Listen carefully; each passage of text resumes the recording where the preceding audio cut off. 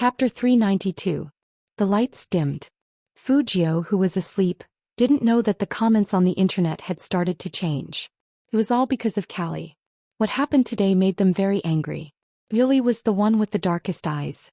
Fujio's picking up of Han Susu messed up her plan, and she was kicked out of the Han family. Originally, she wanted to take advantage of Han Susu's anger to say something bad about Fujio, so she didn't lose too badly. Unexpectedly, Han Feng didn't let them get close to Han Susu. He said that it was getting late and that they should go home early. In fact, his attitude wasn't like that.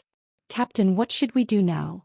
Before Liuli could speak, someone was holding a phone and said, "Wait a minute, look at this." It was an official post, right? Their previous posts were starting to have an effect. Someone had already started to say, "Although I like watching Spade Z play games, he is not a good person. He has such a bad temper." Yeah, his fans are also a bunch of brainless fans. That's enough. As soon as that person finished speaking, the post was deleted. Once it was deleted, that person was not convinced. "Admin, why did you delete my post?" F***CKU. The curses at the end were very harsh. Someone even comforted that person. "It's normal. My post was also deleted. I feel sorry for the original poster." What's more, someone left a comment saying, "It seems that someone left a comment to slander you. I think it has something to do with Spade Z himself. He has a problem with everyone. I'm a fan. Give up."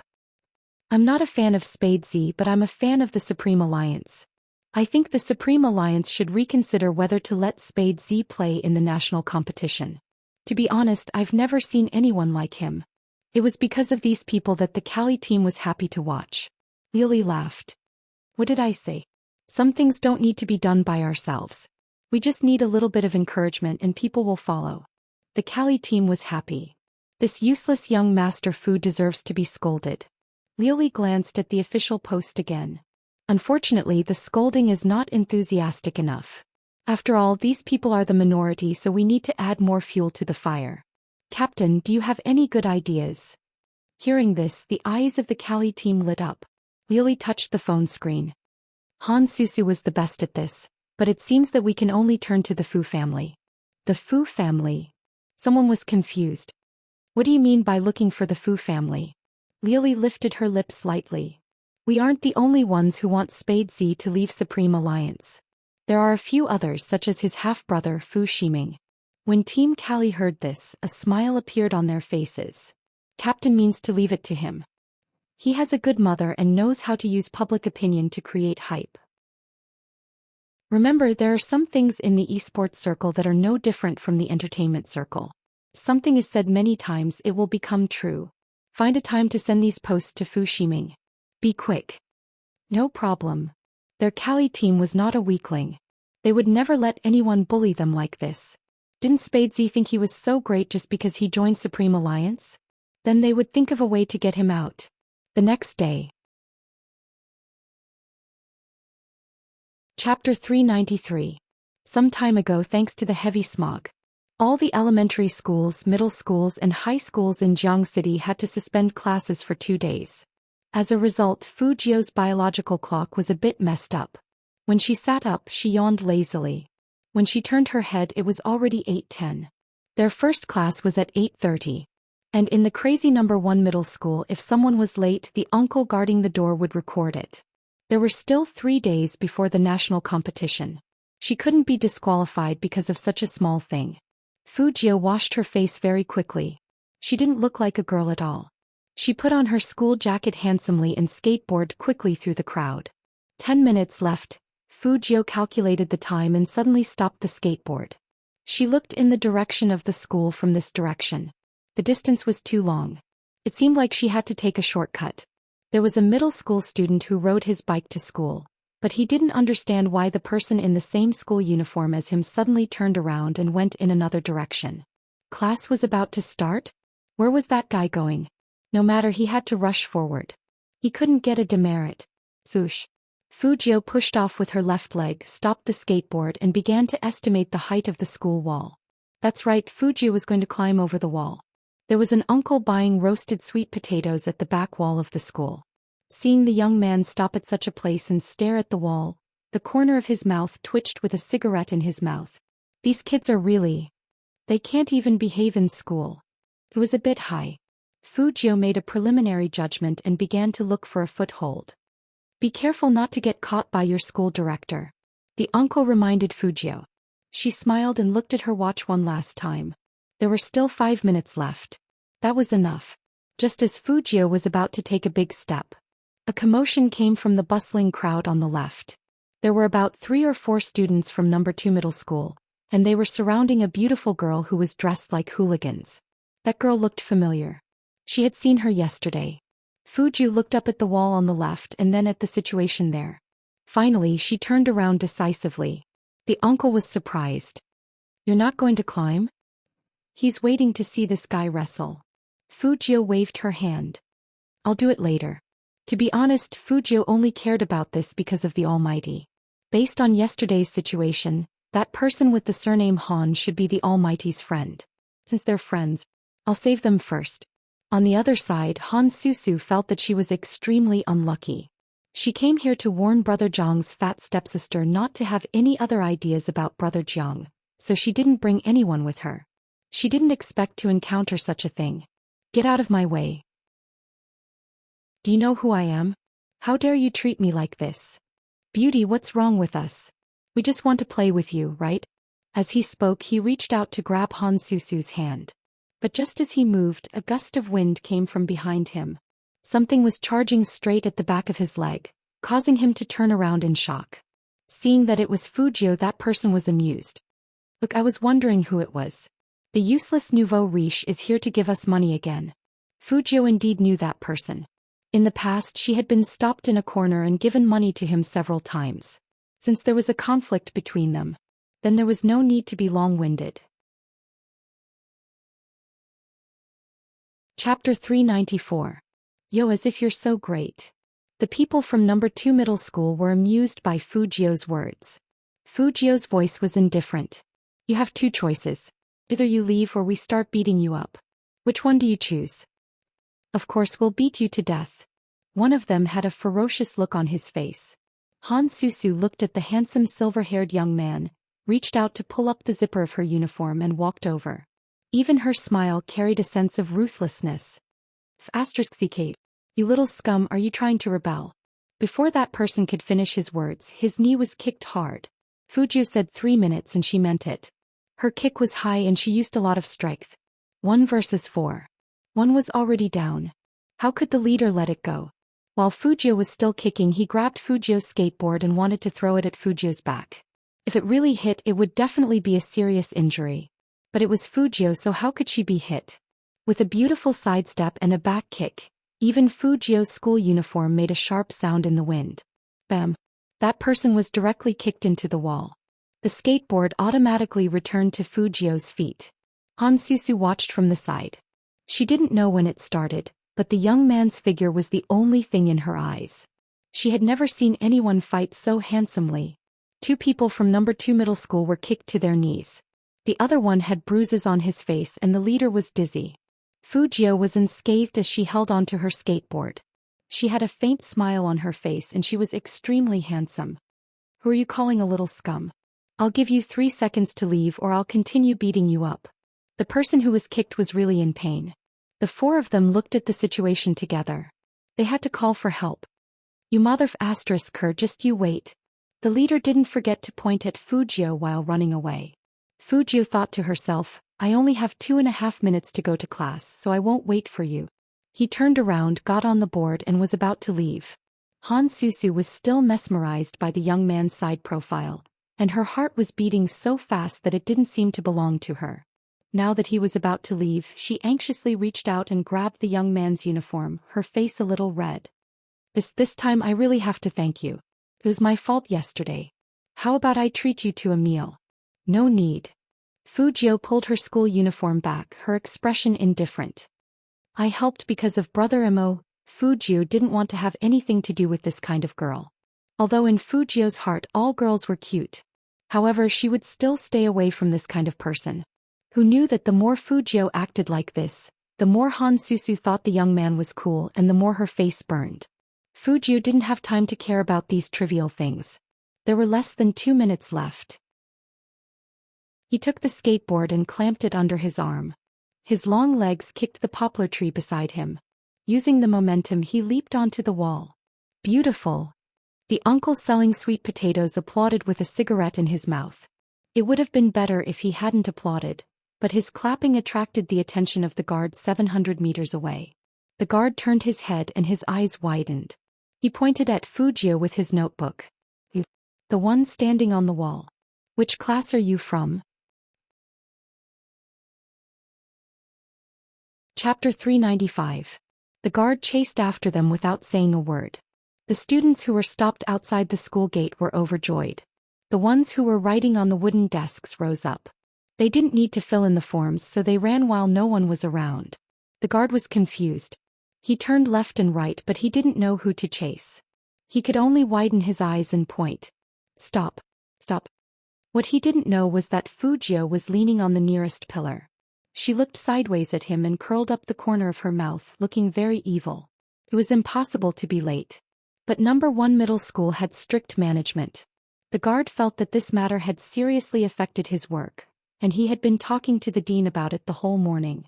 This must be premeditated. They just want to be late. The guard said with a serious face, the one who climbed over the wall is the best. He must be warned. The dean didn't even raise his head. Which class is he from? What's his name?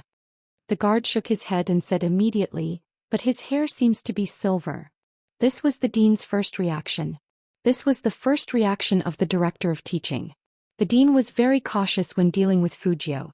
Not to mention that Fujio's grades were the best in the school. Just looking at Chin. The dean's eyes lit up. He reached out and dialed Chinmo's number. The teaching director's eyes lit up. He reached out and dialed Chinmo's number. As a parent, Chin gave him his private number last time, at the same time on the top floor of the Chin group. Chin-mo, who was signing company documents, paused when he saw the caller on the screen. Secretary Liang was still standing next to him. He was very confused. Title: Dean of number 1 middle school? Since when did Chin have the number of the school's dean on his phone? Hello. Chin-mo answered the phone while standing in front of the floor-to-ceiling window. The director of teaching told him the whole story. Climbed over the wall? Chin-mo raised his eyebrows because of this word, but his handsome face didn't change at all. After the director of teaching finished speaking, he said slowly, Director Lee, are you sure it's my brother? The guard said that the one who climbed over the wall seemed to have silver hair. In the whole number 1 middle school, only Fujio hasn't dyed her hair back. Dean Lee, who didn't realize that he was being tricked, said this, and the guard still nodded. Chin-mo laughed. Seems like. In other words, Chief Lee was not sure either. This. Director Lee still wanted to say something. Chin-mo's voice was calm. My brother is so obedient and loves to learn. I don't think he would climb over the wall. Obedient and studious? No matter if it was Director Lee on the other end of the phone or Secretary Liang at the scene, after hearing this comment, they all wanted to ask Boss Chin if he didn't have a guilty conscience. That Fujio, who had so many leave slips, was obedient and loved to study? They don't read much, so don't lie. No matter how focused Secretary Liang was, Chin-mo didn't care. He continued to speak into the phone slowly. Or does Director Lee want me to attend a parent-teacher conference now? No. No need. As soon as he thought of that scene, Director Lee immediately sobered up. I'll check again. Yes, check again. It might not be student Fujio. Chin-mo laughed again. Then we'll wait for Director Lee to investigate before calling. Okay. What was there to investigate? Compared to Chin coming to the parent-teacher conference in person, climbing over the wall was nothing. Director Lee muttered in his heart. What's more, there were no cameras and there was no evidence. The person who climbed over the wall was too good at finding blind spots. After hanging up, Chin-mo glanced at someone's WeChat on his phone. His brother was really something. Climbing over the wall? Secretary Liang looked at his boss, but his eyes never left his phone. He hesitated and asked tentatively, Chin, do you need me to send someone to the school? No need. Chin-mo's fingers slid down and he threw his phone back. His side profile was cool and handsome. This action made Secretary Liang realize something again. Ever since yesterday, Boss Chin had been acting strangely. When he wasn't holding his phone, his eyes would glance at it. When he picked up his phone, he would immediately put it down as if he was controlling himself. What was going on? Fujio didn't know that the director of teaching had reported her to the Almighty. She was sitting in the back seat yawning lazily. But those students from number 2 middle school who had been taught a lesson by her couldn't take it anymore and told their boss. That boss was still playing hero on his phone. When he heard that his people were being bullied, he got angry instantly. How dare you challenge the authority of our number 2 middle school? Call for help. Stop him. Just like that, when the students of number 1 middle school got out of school, they saw more than 10 students from number 2 middle school standing outside the school gate. Lu Zhongming thought that these people were here for him. As the boss of number 1 middle school, he didn't even dare to step out of the school gate. Since those people were standing in front of the school, the guards didn't dare to interfere. Some girls would feel scared when they saw such a scene. After all, there were a few people on the other side and they were indeed very arrogant. When Han Susu asked the driver to drive her over, she saw this scene and her eyes suddenly widened. Those people were obviously from the morning. Han Susu wanted to get out of the car, but she was afraid. There were more than 10 of them and her driver was old. These people were definitely here to cause trouble for the young man. Han Susu changed her mind, sat up straight and said to the driver, "Don't wait here, go straight to the school gate." She had to inform the young man. However, cars needed to be registered in number 1 middle school. That was the opening. Fujio had already walked over from the other side of the school's main road. He was still in his school uniform with long slender legs, silver hair and a handsome face. Han Susu felt that her heart was beating abnormally again. Among so many people, only the young man seemed to be colorful. What was not perfect was that there were too many girls following behind him. Han Susu looked at the girls surrounding Fujio and her eyes sank. Forget it, which school didn't have love-struck girls? The most important thing now was to make sure the young man didn't go out. Fu! As soon as she opened her mouth, he saw the group of people outside the school start to move. Some of them saw Fujio and were about to walk over. They were very aggressive and they were pushing people around randomly. Fujio stopped in her tracks. She didn't look at Han Susu but walked past her and looked at the movement not far away. Motherf asterisk her, I finally see that little trash. The person who was kicked in the morning looked more ferocious than anyone else. He wanted to punch Fujio flat. Fujio's eyes shifted to the road on her left. If it weren't for Fujio's action, Han Susu wouldn't have noticed that there were people there. She was still in a daze. Chapter 396. By the time Han Susu realized what was going on, her legs had already obeyed the young man's order and walked inside. When he turned around, he could only see the back of that tall and straight figure. The students of number 2 middle school were obviously people who often fought, and they knew how to surround people. Left, right, front, and all 3 directions. Unless that little weakling retreated, he couldn't escape from any direction. But even if he retreated, he had to come out and go home. That person wanted to block him here and catch him. But this method was suitable for others but not for Fujio. First of all, he didn't want to retreat. The girls were all here, so she had to let them go first. What's more, others couldn't avoid this seemingly tight encirclement, but it didn't mean that she couldn't. After all, apart from Fujio, she was Z. Even the police couldn't catch her, Z. The number 1 middle school gate was bustling. That kind of scene couldn't be described with words. There was definitely going to be a fight. The guard was already making a phone call with trembling fingers. But Fujio just stood there with a lollipop in her mouth. She pulled open her school uniform and put the cap on her head. There was a camera in front of her. Even if there was a fight, she had to pay attention to the evidence. She had to maintain her good behavior and avoid calling her parents. That guy from number 2 middle school saw that this guy didn't retreat, so he shouted at the boss, who was still looking around, "Brother Hu, it's that guy. Over here at the school gate." That boss turned around and his fiery eyes met the young man's handsome face directly. Then he was dumbfounded. What the F asterisk CK, wasn't this the master who helped them play games yesterday? What did he mean? He was the one they were going to beat up. This was so F asterisk king embarrassing. Fujio also recognized him and her beautiful eyebrows raised. Troublesome Chunibyu. Number 2 middle school's boss. What the hell is troublesome Chunibyu? F asterisk CKU. Someone next to Fujio wanted to jump up. The troublesome guy blocked with his arm in a very professional manner. Stop. What's going on? Not only the students from number 2 middle school were at a loss, but even the girls from number 1 middle school who had their hearts in their throats paused. The gangster coughed heavily and approached Fujio very seriously. He lowered his voice and said, "Did you beat up our people this morning?" "I did." Fujio's thin lips curled up and her eyes were filled with coldness. "Why, you want to fight back?" The gangster looked at the teenager and thought of the beautiful skills in the barbecue shop and the other man's abuse. Somehow he felt a chill down his spine. "Why would I? I'm just asking." Although the gangster was Chunibyu, he was very loyal to his friends. He turned around and said to his little brothers, "Let's disperse for today. This is our second middle school's benefactor. In the future, be more polite when you see my benefactor.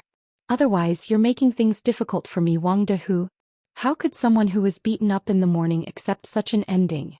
Benefactor. The girls from number 1 middle school were also puzzled. When did their Highness Ju become the benefactor of that old vulgar Wang?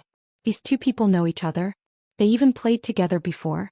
Her temperament didn't match her at all. Wang Dehu, who was standing next to Fujio, really didn't match. Wang Dehu was the real bad student and it was written all over his face. Fujio, at least, looked like a straight-A student, the kind that was well-versed in physics and chemistry. Come and say thank you to our benefactor. Wang Dehu is the best. Chapter 397. Thank you, benefactor. There were more than 10 young men and their voices were so loud that Fujio wanted to facepalm. Anyone who saw this would think that he was recognizing a new boss. Fujio looked at the gangster. "Oh no, he should be called Wang Dahu now. I'm just helping you play a game. That's not a simple game." The gangster said with a serious face. "It's related to the honor of our second middle school." That's right. There were actually people who echoed from the side. This was the world of Chunibyu. Fujio found it funny again. She lifted the corner of her mouth and put one hand in her pocket. She made a detour gesture with the other hand. "Ask the people from second high to leave. You're all standing here and scaring the girls." "Did I scare the girls?" Wang Dahu's face was full of disbelief. "How did it scare them? We're so handsome." Fujio. It seemed like these Chunibyu kids were way off base when it came to being handsome. "No, benefactor, I will tell you a secret," Wang Dahu said in a serious tone. "Every time we make a move like this, a lot of heads turn to look at us. Aren't the girls from number 1 middle school good looking? But when we go out alone, they don't think much of us. This time, everyone is so enthusiastic. To be honest, part of the reason is to stop you and the other reason is to let the girls admire our handsomeness." Fujio. What does it mean? Wang Dahu felt that communicating with cultured people was tiring. Fujio looked at his ferocious look. Without saying a word, she turned around and walked over to a girl. She said in a gentle and pleasant voice, "Were you scared just now?" The girl blushed. She nodded her head and said excitedly, "With Highness Jiu here, we are not afraid." "Be good." Fujio smiled faintly. After saying that word, she walked back and said to Wang Dahu indifferently, "This is what you call handsome." Wang Dahu, damn, no girl had ever blushed in front of him. This gap was a critical hit. Wang Dahu didn't want the girl to be afraid of them, so he turned around and asked his brothers to disperse. "When you leave, be gentle and smile." "Smile? Boss, didn't you say that you want to be cool? Nowadays girls like to be cold and aloof." When Fujio heard this, she raised her head silently. Wang Dahu replied in a low voice, "I'll ask my benefactor about this. You guys go back first and wait for my news." "All right." In the eyes of some students, Fujio's move just now was indeed amazing. Disbanded just like that? The guard was still dumbfounded. Wang Dahu said to Fujio seriously, "Benefactor, please advise me on how to pursue girls in the future." "Sure." Fujio's voice was indifferent. Wang Dahu felt that he had taken advantage of the situation. He then heard Fujio say, "Your second high school's curriculum should be the same as our first high school's, right?" "Yeah, the progress is the same." Wang Dahu wasn't wary at all. Fujio chuckled. "That's good. I'll leave my homework to you in the future." Wang Dahu was speechless. What happened to being a cultured person and a top student? "What, you don't want to?" Fujio looked at his expression and raised her eyebrows with a smile. Wang Dahu gritted his teeth. "Fine. Everything is for the girl. Seeing that you are so sincere, I'll teach you a secret technique to pursue girls. Fujio crooked her finger. It was indeed cool. Wang Dahu moved closer excitedly. What secret technique? Fujio only threw 2 words at him. Good looks.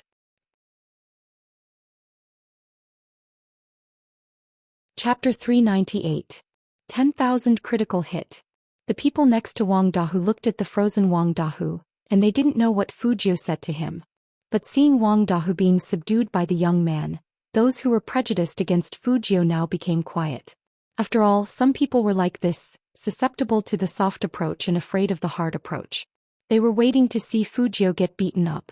But who would have thought? Wang Dahu seemed to have his claws removed in front of Fujio. Not only did he not fight, but he also seemed to respect Fujio. Compared to Fujio, some boys were even more cowardly. On the same day, someone posted Fujio's picture on the school intranet. The title was, "One Man Against 1,000, our number 1 middle school's most handsome school hunk." There was a string of comments below. After all, from that angle, Fujio did look very picturesque, and it even gave people the illusion of a scene that only appeared in comics. Fujio's actions of protecting the girls could only be understood by those who experienced it themselves. Among them, the most obvious change was Han Susu. She looked at the young man who was still talking to Wang Dahu. Her heart was beating fast, and even her breathing seemed to be slower than usual. Her brother was right. She shouldn't just listen to Sister Lioli and think that the young man was bad. Even if he looked like a tasteless nouveau riche in the past, it was different now. Han Susu looked up, and her eyes were full of infatuation. Lu Zhongming was still hiding at the school gate. After hiding for a while, seeing that everyone was back to normal, he grabbed a classmate and asked, "Where are the number 2 middle school students at the school gate?" They all left. Left? Why? Fujio was there alone, so they didn't dare to move. I think it was because Fujio helped them play a game or something, but I don't know the details. Game? Lu Zhongming instantly remembered the scene of their team being wiped out yesterday, and his eyes turned red.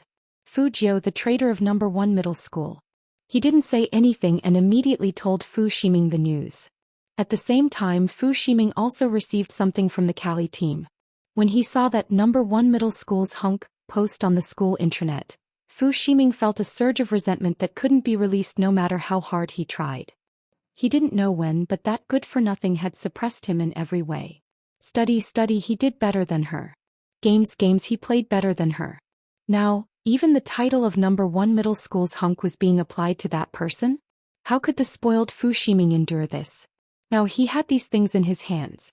Fu Ximing glanced at the message on the screen and handed it to his mother without hesitation. Chapter 399. Captain, there's news from Fu Ximing. That night, the Cali team sat in front of the computer and looked back. Lioli stood up. What did they say? What else can they say? Everything is as Captain predicted. Fu Ximing wants that useless young Master Fu out of Supreme Alliance even more than we do. He even asked us to continue posting, and tomorrow, the entire esports industry will know about it. Fu Ximing smiled, his expression indescribable satisfaction. That's right. Lioli looked down. In this case, Fujio is really finished. Who cares if he's finished or not? Captain, I know you are soft-hearted. Think about it, if it weren't for Fujio, would our relationship with the Supreme Alliance be so tense? When he's gone, we can slowly repair our relationship with the Supreme Alliance. Lioli listened to her teammates and seemed to be convinced. Well, that's all we can do. In fact, she was the one who came up with the idea. How could she be soft-hearted? He just had to put on a show. There were only 3 days left before the National League. It was just the right time to kick Fujio out of the Supreme Alliance. A newbie would die if she was too strong. If she didn't even understand this, how could she be in the esports circle? Lioli lowered her eyes. It was time to end the Qin and Tao couple. Even if that man wasn't hers, he shouldn't be anyone else's. The night was getting darker and darker. The lingering fog had almost become a synonym for Jiang City. Han Feng really didn't understand his sister. Yesterday she said that Fujio was narrow-minded. Today she said that she must treat Fujio to a meal. One was to apologize and the other was to thank her. If it weren't for Fujio, she wouldn't know how badly she would be bullied now. Han Feng also wanted to find a chance to sit down and talk with Qin Mo. Now his youngest sister had given in and was even pestering him. If he didn't call, Han Susu would make a fuss upstairs. Han Feng shook his head. First he sent a letter to Qin Mo through Jiangzhou, saying that he must bring Fujio and that the siblings would apologize in person. When Qin Mo answered the phone, he stood in front of the floor-to-ceiling window, looking down at the lights of the entire city. Qin Mo, are you still there? Jiangzhou hadn't gotten a reply for a long time, so he thought the discussion wasn't going to go through. Unexpectedly, Qin Mo spoke in a calm voice. I'm going to the Fu family's house to fetch that guy. Tell me a place. Jiangzhou told him the address before hanging up. He had a vague feeling that something was wrong with his friend today. It was just that he couldn't tell exactly what was wrong. Qin Mo retracted his gaze. If he suddenly appeared at the Fu family's house, a certain someone would be in a daze with a lollipop in her mouth. He couldn't help but smile. Secretary Liang was watching from the side. Maybe one day. Boss Qin had never smiled before.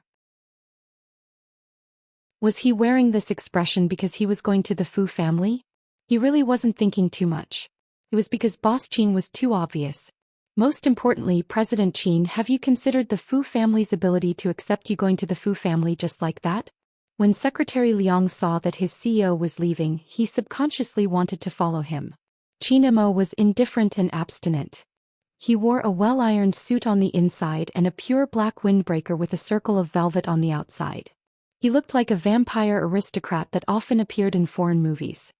His skin was fair and his eyes were deep. He turned back and glanced at him.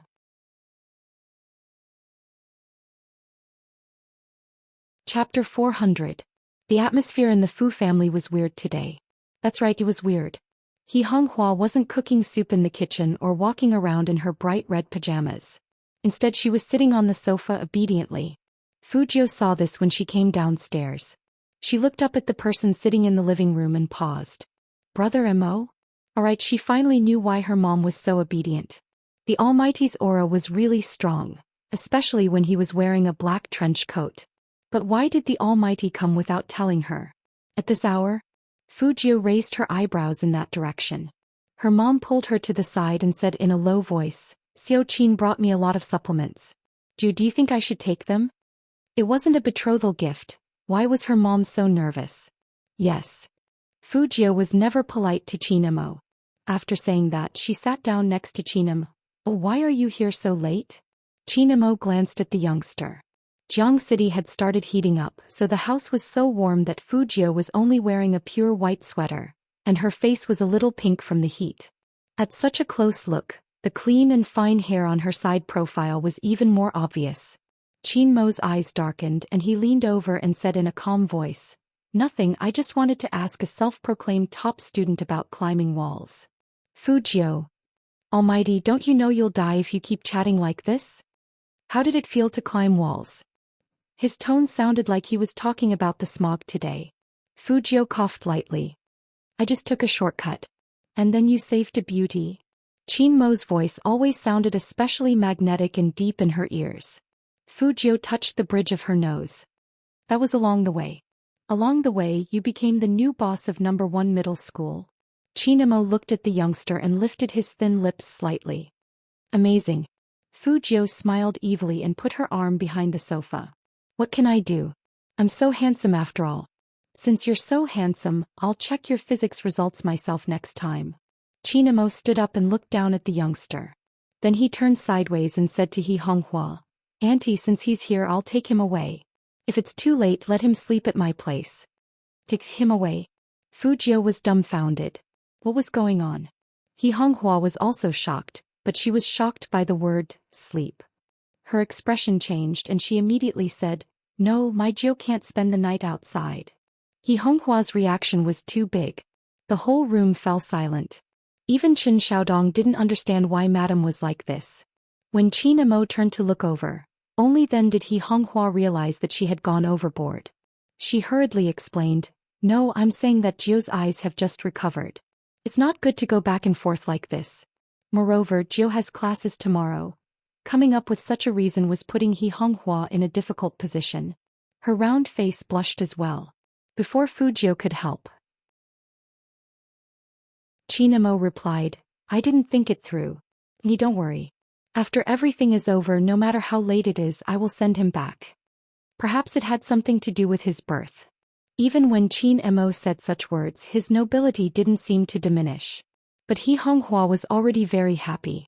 The more she looked at this young Master Qin, the more she liked him. Many people didn't want to play with her Jiao, so they all went to the Fu family to play with Fu Ximing.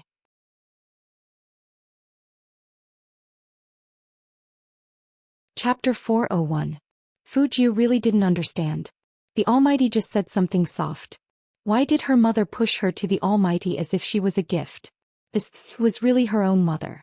Fu Jiao also witnessed the Almighty's charm from a young age to an old age. Her mother turned into an anti-fan in an instant. As soon as Fu Jiao walked out of the door, she said to Qin Mo, "People who don't know would think that you are my mother's son.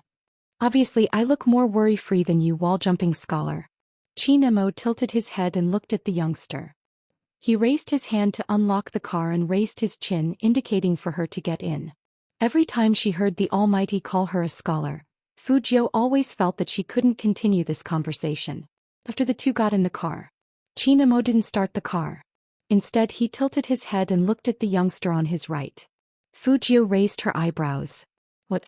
Qin Mo looked at the youngster, who was wearing a black mask, revealing only a pair of eyes. Inexplicably, he found this guy adorable. Fu Jiao saw the playfulness in Qin Mo's smile. Just as she was about to say something, she saw the other person suddenly lean down. The sudden scent of peppermint and sandalwood seemed to invade every cell in the car, slowly spreading in the car. Fu Jiao paused unconsciously. Those thin lips brushed past the side of her face at a subtle distance. His body was very close. Fu Jiao looked at the Almighty, who was helping her fasten her seatbelt. His temperament was indifferent, and his side profile was so handsome that it could make people fall head over heels for him. Fu Jiao subconsciously shrank back a little. She didn't completely lose herself in his beauty. After all, at this distance, when the Almighty pulled his hand back, his elbow would easily touch the awkward position in front of her chest.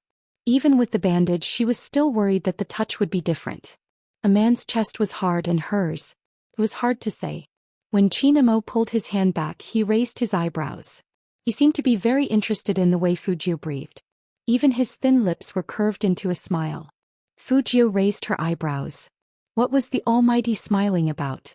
"Hurry up and return to your normal sitting position." Qin Mo didn't move. Fu Jiao simply moved. She leaned over and wanted to blow into his ear. Qin Mo was a step faster than the youngster. He returned to his seat abruptly and glanced sideways. "Behave yourself, understand?" Fu Jiao smiled and winked evilly. Qin Mo didn't bother with this person who always made his emotions fluctuate. He started the car. When the Hummer drove out, the fog in Jiangqing became thicker.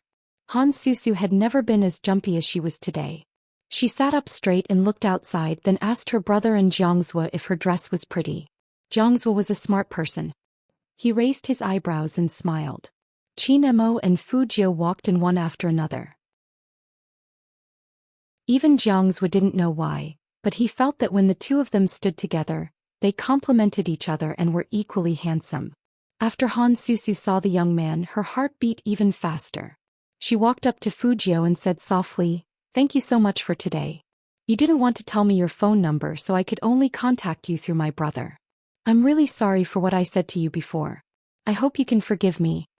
It was obvious that Han Susu had put in a lot of effort today. Her perfect makeup and face were indeed eye-catching.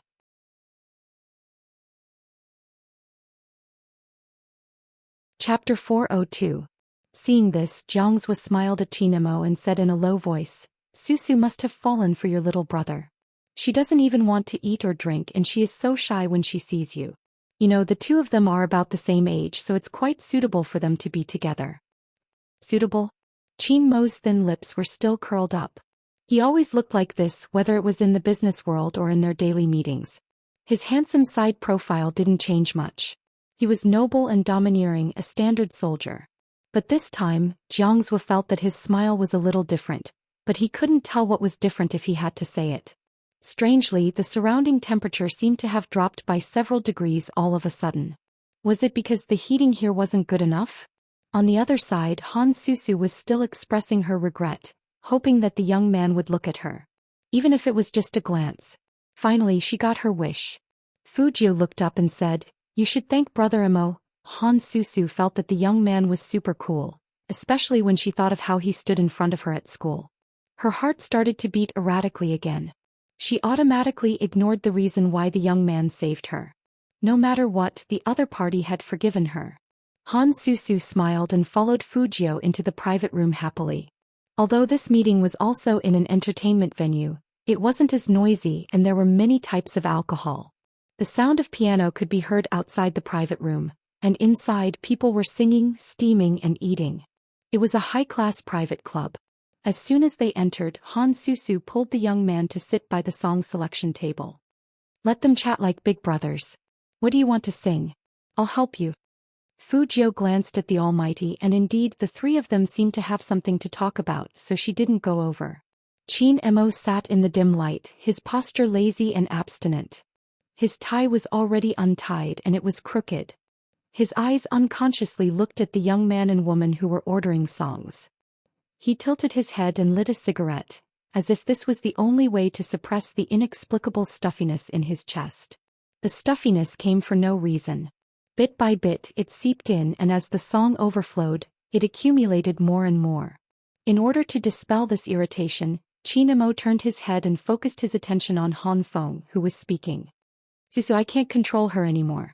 Han Feng glanced at the other side and smiled. You insisted on making me make this call. It seems that it's not just because you know you're wrong. After being saved by your brother like a hero, even your character has softened a lot. Chinamo didn't say a word. He raised his hand and drank the wine in the glass, his eyes a little gloomy. It seemed that this was the only way to suppress things that were getting more and more out of control. But reality proved that some things could not be suppressed at all. Han Susu had never been a calm person. She sat there and smiled, asking Fujio what she liked. Chinamo found the voice a little ear-piercing. Someone once said that the Han family's Missy had a good voice and was very good at singing. It was just that she didn't want to enter the entertainment industry, and the Han family wouldn't allow her to do so. Chinamo used to think that her voice wasn't bad. But that was not the case today. Especially when the young man turned his head to smile at her.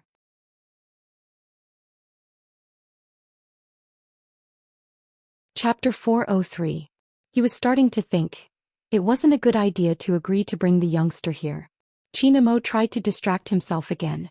It was to prevent himself from grabbing the youngster and running away. Suddenly, for some unknown reason, he just hated girls. Any girl who got close to the youngster would be an eyesore. Even Han Susu was the same. And Chinamo knew very well that many high school students in puberty liked girls like Han Susu. She dressed beautifully and acted coquettishly. Would his little brother like her too? With this in mind, Chinmo's eyes dimmed. Jiang's seemed to have realized something as he turned to look over. He saw Chinmo's deep eyes staring at the youngster's side profile. It was so deep that it didn't seem like his usual self. That gaze, Jiang's didn't know why, but his heart skipped a beat. He must be overthinking. Seeing Chinmo look away without changing his expression, Jiang's thought that he must be overthinking. But Chinmo had been possessive since he was young. He probably couldn't bear to see the little brother he finally recognized become someone else's. Luckily, Fujio didn't stay with Han Susu for long. After she was done, she walked over and looked at him with a bright smile. Brother Imo, what do you want to hear? Looking at that clean and harmless face, his boredom seemed to be dispelled by this kind of light. Chinmo flicked his cigarette butt and said, You can sing? Fujio laughed. I'm the current school hunk of number 1 middle school. How can I win without some substance? In fact, when she was still Z, she disguised herself as a resident singer in a bar. Of course, she wouldn't tell this to the Almighty. Then let's invite the current school hunk to sing what you're best at. The coldness in Chinmo's eyes dissipated a lot. The current school hunk was a joke. Because the previous school hunk of number 1 middle school was Almighty Chin. Some people even predicted that no school hunk could be more handsome than Almighty Chin, whether it was in the past or the next few decades. Until Fujio appeared. There was even a comparison between the two on the school's internet. But the more they compared, the more the topic went astray and it became a couple. Fujio found it interesting, but she didn't know what expression the Almighty would have when more and more people said he was gay. Fujio had sung quite a few songs when she was a resident singer. She tilted her head to look at the person sitting on the sofa, the person who had been protecting her since they first met. Her finger slid down and clicked on Mayday's new song. Fujio's singing posture was absolutely professional. Her fingers were on the vertical microphone and she was sitting on the high chair with a smile on her face. Unlike Chinemo, Fujio always dressed up for the night. A cool leather jacket paired with a pair of white jeans, silver hair and pure black earrings. No one would have thought that Fujio was a girl. Just by sitting there she seemed to be able to generate electricity. She was so handsome that it made people's hearts flutter. Han Susu's gaze was already a little infatuated, and when that young man's unique voice came out, she couldn't take her eyes off Fujio. However, Fujio's eyes were looking at Chinemo, very lazy and sunny. I want to write a song about you. I want to keep a cat. He wanted to go back to every scene and slow down every watch. We build a castle at the corner of children and adults.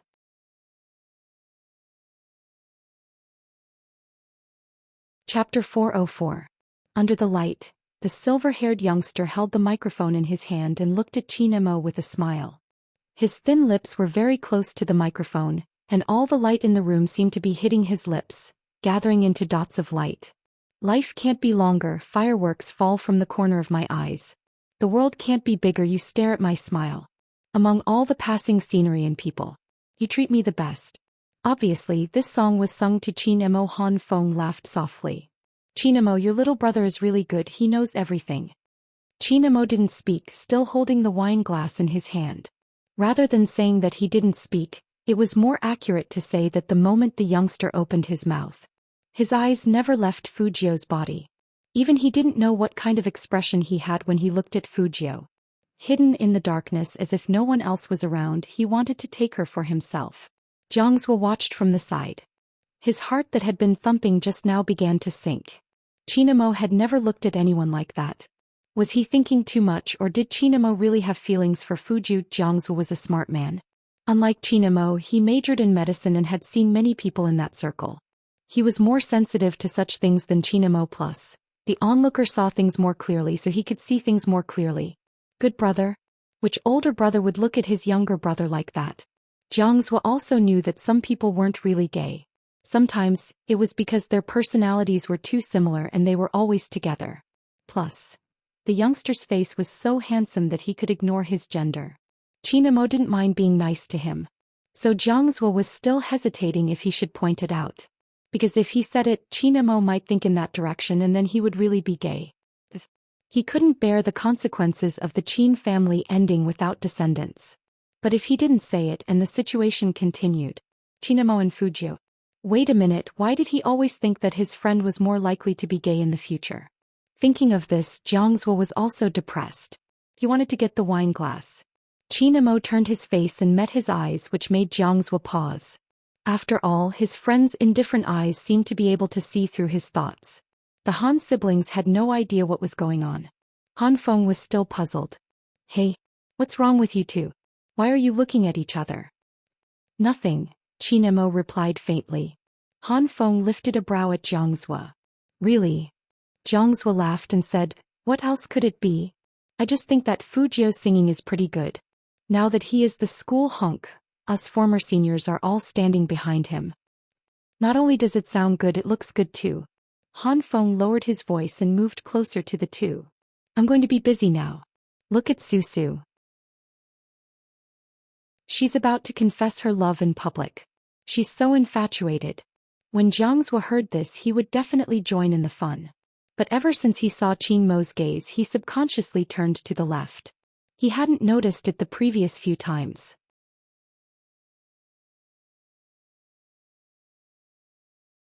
Chapter 405.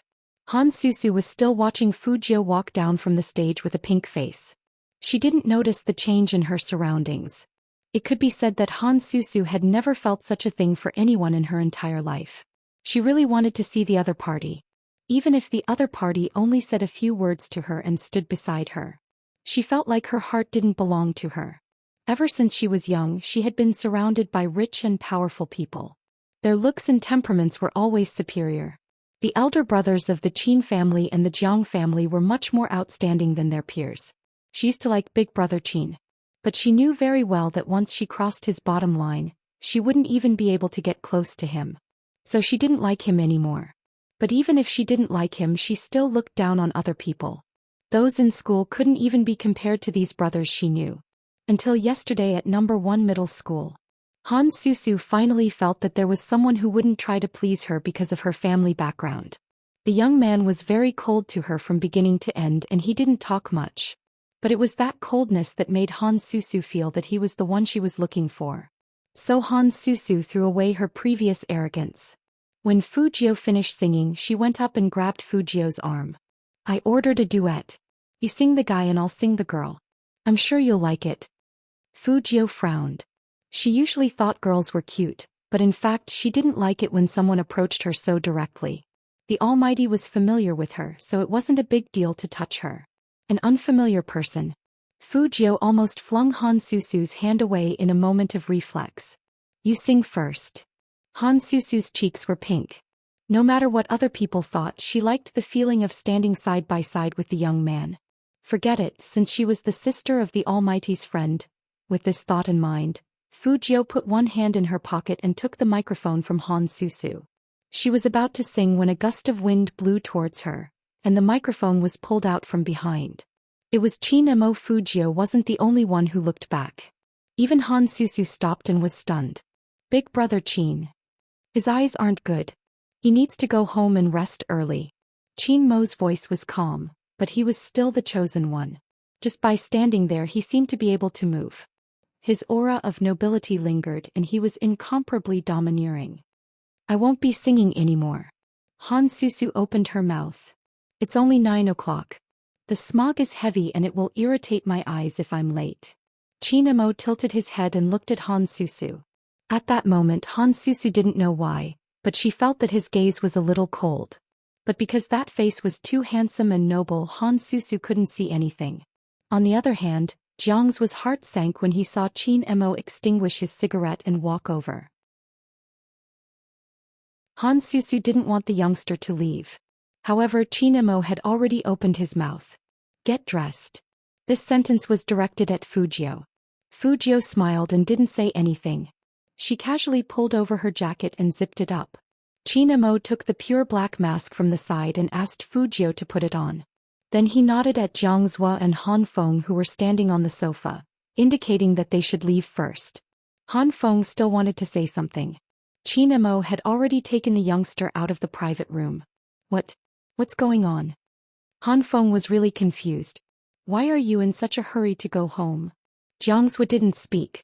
He looked at the microphone that Chin-mo had placed on the coffee table. His eyes changed and no one knew what he was thinking. Han Susu was quite considerate of Fujio. Didn't you hear what Brother Chin said? Fujio's eyes are not good, so he needs to go back and rest early. Brother, you heard his singing just now, right? Isn't it very nice? Yes, look at how obsessed you are. Why?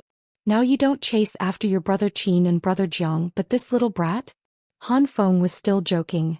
I don't know who said that she doesn't like people of the same age. In her eyes, those high school students are all like children. They're not mature at all. Could it be that this one is very mature? Brother. Han Susu pinched Han Feng and said while pacing, who are you calling a little brat? You haven't seen him fight, he's so handsome. Also, he is different from the people in school, he is very mature. Otherwise, Brother Chin wouldn't recognize him as his little brother. Do you think someone who Brother Chin likes is bad? He is at the level of a male god. I thought only those Dahan Appas on TV were your male gods. They are not as handsome as him. You will know when you see him fight. Han Susu's heart skipped a beat when she thought of the scene at the school gate today. Han Feng laughed. That's strange. If he is so good at fighting, why does Chin-mo protect his little brother like a doll? When Jiang Zhua heard this, his fingers paused. He was still thinking about something else. But Han Feng turned around and said to him, Sui, you have always been smarter than us, what do you think? Jiang Zhua first looked at Han Susu's blushing face and then at Han Feng's face. He knew very well that he couldn't say his guess. Especially not to let Han Susu know. Fujio is also a member of the Supreme Alliance. There are only 2 days left before the National League, and the condition of their eyes is very important to them. When Jiang Zhua said this, he didn't believe it himself. But it didn't matter whether he believed it or not. It was fine as long as the Han siblings believed it. But before he left, Jiang Zhua still said, Han Feng, tell Susu to give up. It is obvious that Fujio doesn't like her and this is not a good match. He doesn't like someone like my sister? Han Feng found it funny. Then what kind of person does he like? Jiangsu really wanted to say that the key was not what kind of person the young man liked, but whether Qin Mo would make him like someone. But in the end he held back and put out the cigarette. Anyway, listen to me. Don't let Susu find Fujio and don't even think about asking Qin Mo to ask him out. Han Feng saw that he was serious, so he took it to heart. But it was difficult to stop his sister from finding Fujio. Everyone present today should be able to tell that his sister has already fallen in love with him. It seemed that a man who was too handsome could also be a source of trouble. The darker the night, the heavier the haze. The visibility outside was extremely low. So Qin Mo didn't drive very fast. When the domineering Land Rover drove past, it always attracted people's attention.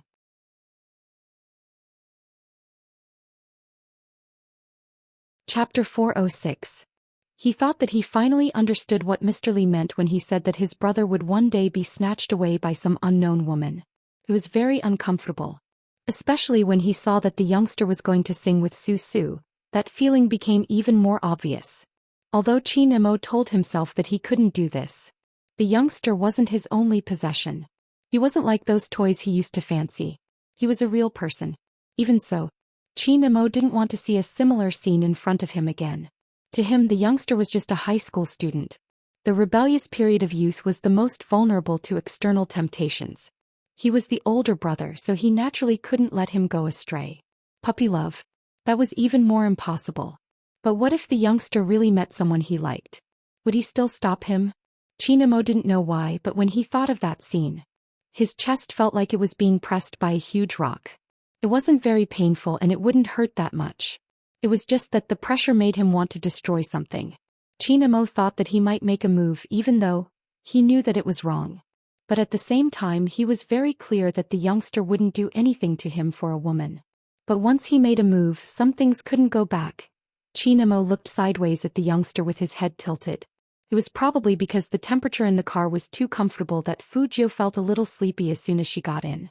Plus, the Almighty had a calming aura. So Fujio was basically asleep now, but her head was still nodding. Her white pointed chin was exposed, and the black jacket had a circle of fluff around it. Even when he was asleep, he was still extremely handsome. No wonder so many girls liked this guy. Qin Mo parked the car outside the Fu family's villa, but he didn't drive in immediately. Instead, he turned sideways and unbuckled the youngster's seatbelt. He looked down at Fujio, but he didn't retract his arm immediately. Fujio sensed that someone was approaching. But she subconsciously knew that she was in the Almighty's car and nothing would happen. So she didn't wake up. Instead, she leaned forward as if she were on a plane. Her head fell forward and she leaned into Qin Mo's side arms. Qin Mo could have easily pushed the youngster away, but he maintained that position and didn't retract his body. Instead, he moved his left hand and held the youngster's face, straightening him up. Fujio moved a little and even slowly found a more comfortable position in his arms. She rested the side of her face on his palm, looking very obedient. Like a cat with its claws removed, it was still handsome, but it was also very silly. His silver hair was still curled up. The soft and delicate side profile made contact with his palms, giving him the illusion that his palms were being burned by light. The youngster's soft and delicate face, and the touch made him feel as if his palm was burning. Because of this action, the previous stuffy feeling seemed to disappear in an instant. Qin Mo lowered his eyes, the reflection of the silver vortex in his deep eyes. Qin Mo's Mo had thought. Didn't Qin? Even if didn't belong to him. Since he was her younger brother, why should she let those girls snatch him away? Qin Mo raised his hand and ran his fingers through the youngster's silver hair. His expression was cold and noble, like a demon in the dark. Qin Mo raised his hand and ran his fingers through the youngster's silver hair. His expression was cold and noble, like a demon in the dark. He ran to the front of the car. Just as he was about to say something, he saw his young master. His young master was throwing himself at young Master Qin. Just as he was about to say something, he saw his young master. His young master actually throwing himself into young Master Qin's arms? At this moment, Qin Xiaodong was invigorated. The smog didn't shock him at all. Nothing could shock him as much as this. No matter how big the blow was, it wouldn't be as shocking as this. Young master, how hard is he going to take things? He is challenging Almighty Qin's endurance time and time again. Qin Shaodong opened his mouth wide at the stupid scene in the car. Qin Emo saw everything. His deep eyes looked up and met Qin Shaodong's. His gaze was filled with an oppressive warning. Qin Shaodong was about to make a sound, but it was stuck in his throat. When he saw Almighty Qin put his slender fingers in between his lips, signaling him to be quiet, Qin Shaodong could only stand outside the car, not knowing whether to stay or leave. Only then did he realize that his young master was just asleep.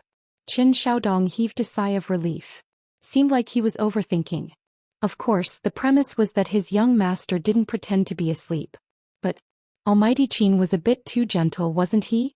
At that moment, Qin Shaodong remembered the bed photos on Weibo. His eyes widened again. Don't tell me that these two people are already dating? Did Almighty Qin really get turned gay by his young master? Qin Shaodong was still shocked. On the other side, Qin Emo had already made his move. He retracted his body and pushed open the car door. Then he went around to Fujio's side and opened the door on the right. Qin Shaodong just watched because he didn't know what to say anymore. Qin Emo bent down with his slender legs and leaned into the car. He put one hand on the side of Fujio's body and the other hand under Fujio's knees. Almighty Qin wanted to carry his young master out. After realizing this, Qin Shaodong wanted to say something again. But he couldn't resist Almighty Qin's aura. Just as Qin Mo's breath brushed past Fujio's cheeks and his fingers were about to press above her waist, Fujio suddenly opened her eyes and reached out to hold the man's wrist. Qin Mo stopped and raised his eyebrows at the young man. Fujio yawned lazily. I fell asleep. Slept all the way. Seeing that the young man was awake, Qin Mo naturally retracted his hand and straightened his back. Get out of the car. Put on your coat and mask. Fujio nodded and lowered her head, pretending to fix her mask. In fact, she was relieved. If she hadn't woken up just now, the Almighty would have carried her all the way home. She didn't know what would have happened. That place was getting more and more disobedient lately. The Almighty never thought that she was a girl because it was safer to wear thick clothes. Unlike Summer, it was easy to see through her disguise.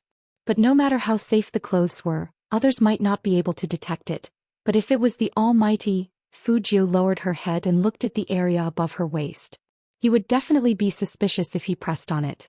This cross-dressing thing couldn't be delayed for long. In the past, Fujio hadn't matured yet. Now that she had matured and after the National League, spring would come after the end of the year. By then she would be wearing thin clothes.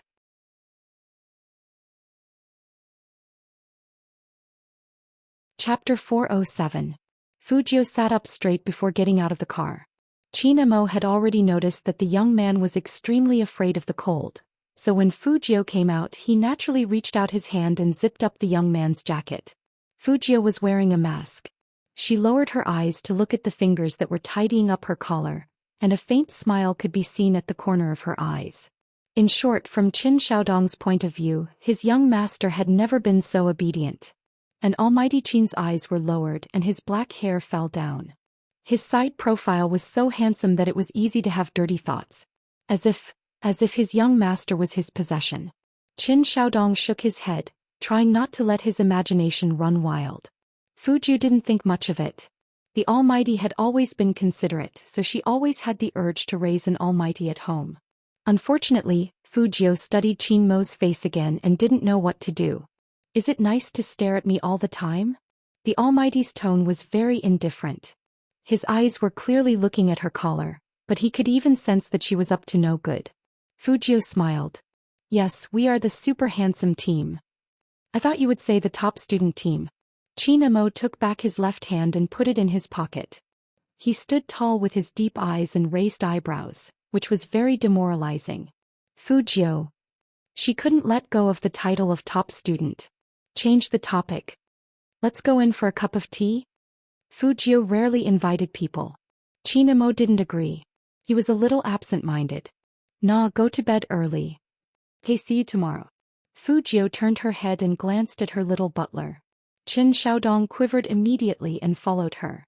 What made him look back was that Almighty Qin didn't leave immediately. Instead, he leaned against the Land Rover and seemed to be lighting a cigarette. His eyes seemed to be looking in their direction. Fujio sensed it too. She turned around and pointed at her mask at Chinemo. Chinemo raised his eyebrows. Fujio pointed at his right pocket. Chinemo touched it and his back trembled. The young man had left a mask for him when he wasn't paying attention. This guy.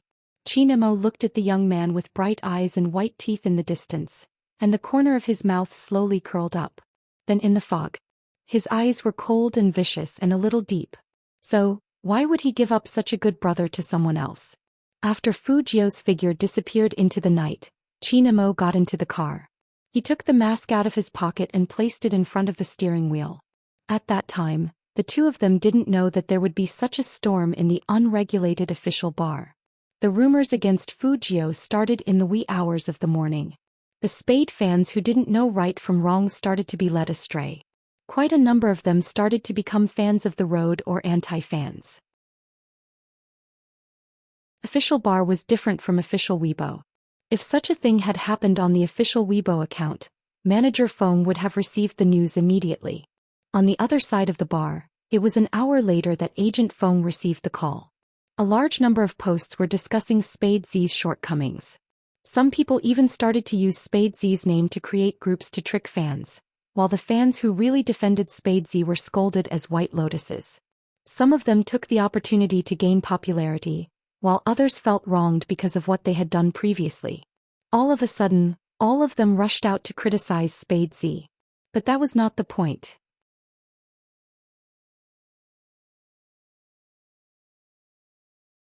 Chapter 408. It was 4 o'clock in the morning when Feng Yi realized the seriousness of the situation. The country wasn't as open as overseas. In some aspects, many people still couldn't accept it. For example, if Chinemo and Fujio were flirting with each other, it was okay, but if one of them really liked men, that group of fans was bound to be ostracized. Plus, this time the number of posts was too many. Everyone on the internet knew that there were people in the entertainment industry who specialized in raising anti-fans. These anti-fans would attack as long as they were hired. What made Feng Yi angry was who had done such a thing. There must be someone who could profit from this. The only positive measure he could do was to tell the Big V not to leave. But in the face of profit, some people didn't care. They would touch the edge of the topic if they could. 7 o'clock in the morning. The bad comments couldn't be controlled and exploded on the official Weibo. Some people from small teams started to stir the water. What was so disgusting? How could there be such a person who liked men? Someone even wrote, "I won't disband Spade Z's fan group since there are people joining." In other words, she was going to continue to use Spade Z's popularity to deceive people. But some people didn't have good judgment and couldn't understand the situation. Some people with bad intentions argued that they didn't use Spade Z's popularity. But the evidence was clear. Their group was created in Spade Z's name and many people were tricked into joining. Since morning, Feng Yi's phone hadn't stopped ringing. All of them were asking him if the post was true. Was Spade Z really gay? Feng Yi didn't let the situation get any worse. But he was very clear that the situation wasn't going well. But what calmed him down was Qin Mo's call. "What's going on?" Qin Mo's voice was still very calm, but there was a layer of coldness hidden in it. After Feng Yi controlled the situation, he said, "Someone exposed the fact that little Spade used to chase a man in school, and some people criticized him for many things after he entered the Supreme Alliance. They want Supreme Alliance to have peace. Then tell them that Supreme Alliance belongs to the Qin group, not anyone else." Qin Mo's side profile was indifferent, but his ruthlessness was bone-chilling. "Supreme Alliance will always have a place for Spade Z. We will live and die together." Feng Yi paused. "Do we really have to be so tough?" Chinemo didn't say anything. Even through the phone he could feel the coldness. Feng Yi understood what he meant. He cleared his throat with difficulty. "I'll make a statement now." "It's not just a statement." Qin Mo's eyes seemed to be overflowing with black fog. When his black trench coat was rolled up, he looked like his character in the game The Grim Reaper. "This time drag out everyone involved." At the headquarters of the Jiang group, Jiang Zhua arched a brow. "That's the reason you came over for tea so early in the morning?" "Yes." Qin Mo's gaze was cold. "Where's he?" Jiang Zhua sighed. "You called me at 7 in the morning and I set it up for you."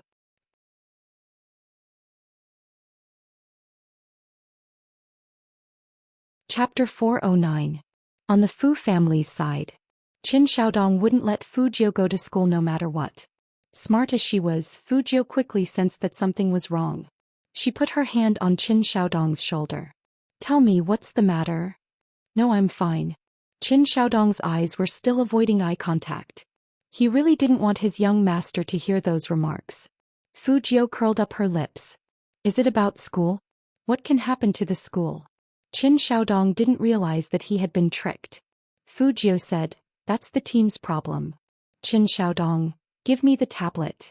Fu Jiu stretched out her hand looking very handsome. Qin Xiaodong hugged him tightly. "You almighty Qin said you can't look at these electronic products." "My eyes are fine now." Fu Jiu raised her eyebrows. "Give it to me." Qin Xiaodong shook his head. Fu Jiu smiled. "You don't want to give it to me? You want me to molest you?" Qin Xiaodong's eyes widened. How could young master do this? Even if he was good-looking, young master couldn't eat the grass by his side. Fu Jiu took advantage of this opportunity to take the tablet from Qin Xiaodong's arms. She previewed very quickly. It was almost 10 lines at a glance. Qin Xiaodong comforted Fu Jiu. "Young master, don't take these words too seriously. What do these people know?" "I'm going to the internet cafe." Fu Jiu didn't wait for Qin Xiaodong to finish and threw the tablet back into his hands. Qin Xiaodong couldn't stop him even if he wanted to. And this time Fu Jiu didn't go to Yin Wuyao's. Instead she went to a smaller and closer restaurant. Not leaving a trace in the same place was her usual style of doing things. Even the Almighty didn't know about this.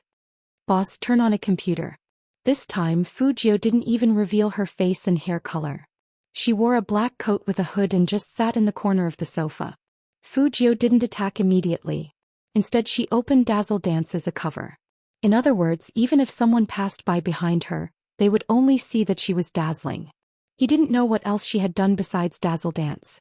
Fu Jiu put on her headphones and placed her hands on the porcelain white keyboard. Da-da-da. The crisp typing sound was like a rapid note without the slightest pause. For ordinary people, many things might be difficult to distinguish on the internet. Because behind the layers of nicknames, you don't know who that person is. But to Fu Jiu it was just an IP code. No matter how many times the other party changed their nicknames, they would be able to lock onto their true identity by hacking into their IP address. It was impossible to say that he was not affected. Even Fu Jiu understood why the Almighty was paying attention to her. She who walked in the dark all year round could not tolerate the darkness.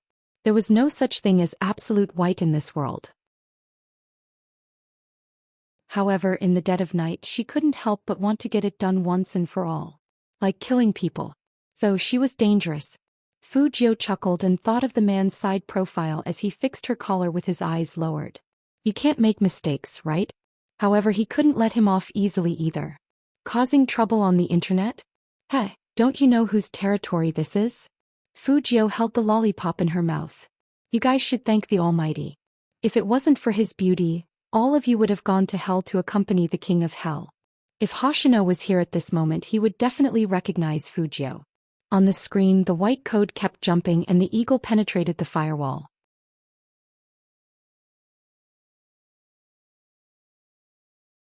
Chapter 410. 9 o'clock. There was a lot of negative news on the official Weibo.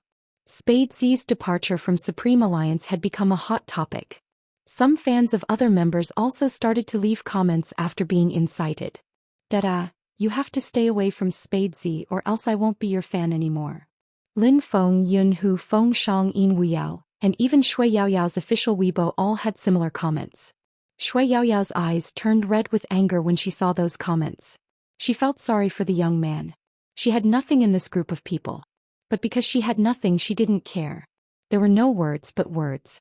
She posted a Weibo with the title, "The Spade Z You Don't Understand." After clicking on the link, Shui Yaoyao's voice could be heard, very gentle and real. I was a very fat girl since I was young. I wasn't popular in school and I was even ostracized. I was slandered as a thief.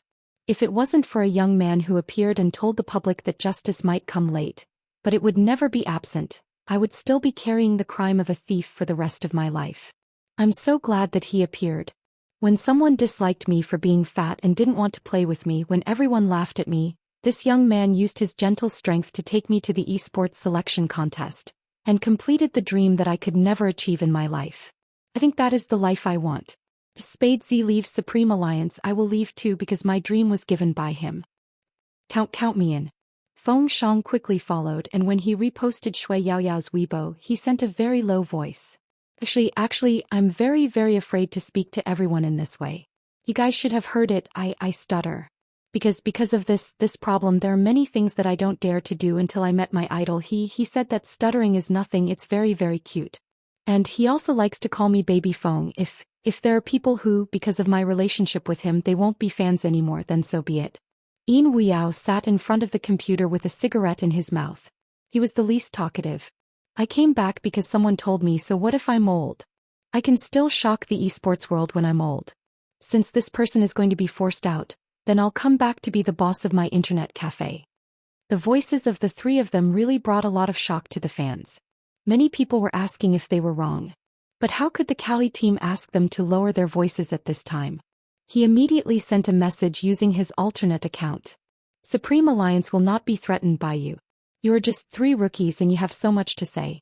Never in their wildest dreams would they have thought that as soon as they said those words, Yunhu and Lin Feng sent a voice message at the same time, using the same official Weibo. Yunfeng couple. F***CK your grandpa, they're obviously the Feng Yun couple. Lin Feng was still unconvinced.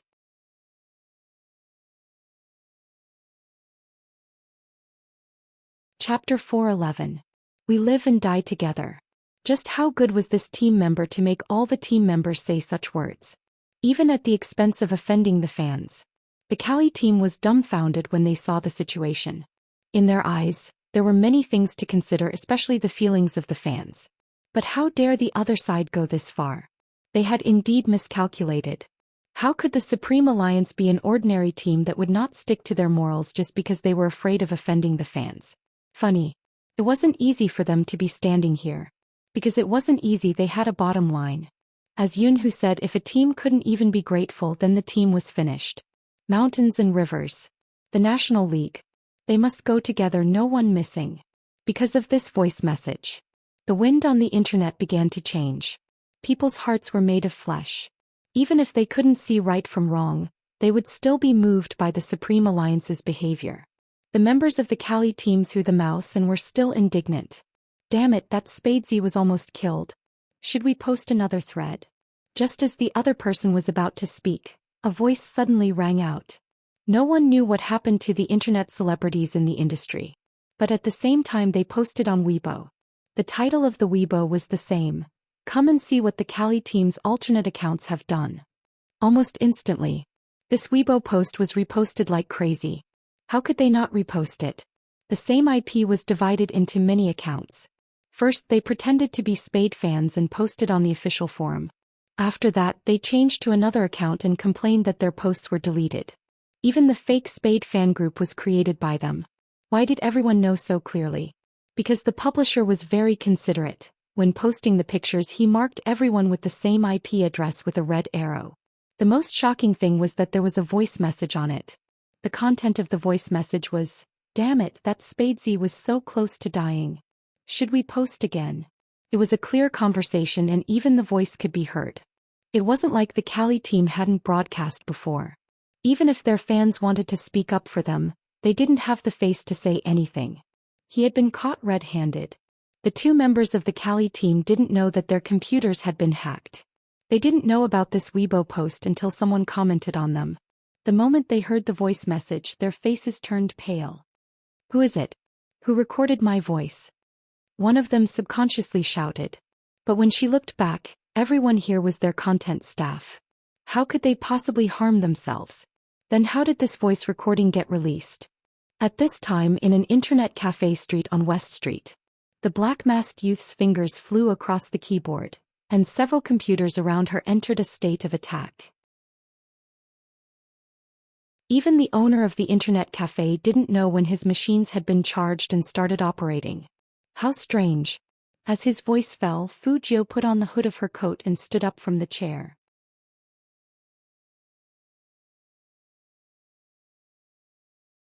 Chapter 4:12. F***CK. The owner of the internet cafe didn't know what was going on. He kept hitting the computer mainframe. Fujio had already walked out of the alley. The trend on the internet had completely changed. But the Cali team was shameless to the extreme. They didn't want to admit it even after being exposed. Maybe they were confident that they wouldn't be responsible for what they said on the internet. But was it true? Not necessarily. Don't treat everyone as fools. Some people were indeed confused. But that was only a very small number of people who had bad values. Under the trend, everyone asked the Cali team to come out and apologize. They used my Big Spade's name to build a fan group.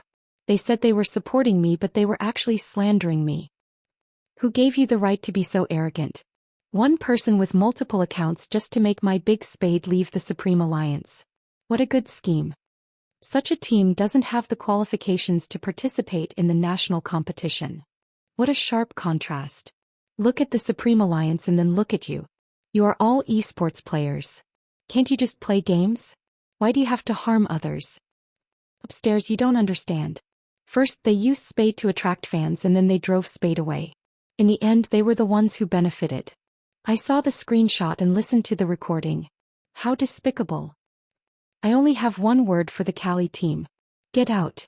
The girls who refused to admit it didn't even dare to turn on their computers after being bombarded with comments. What's wrong with this group of people? I also saw that they are not Spade Z's fans. Does this have anything to do with them? Only an idiot would ask such a question. Perhaps the Cali team would never understand it.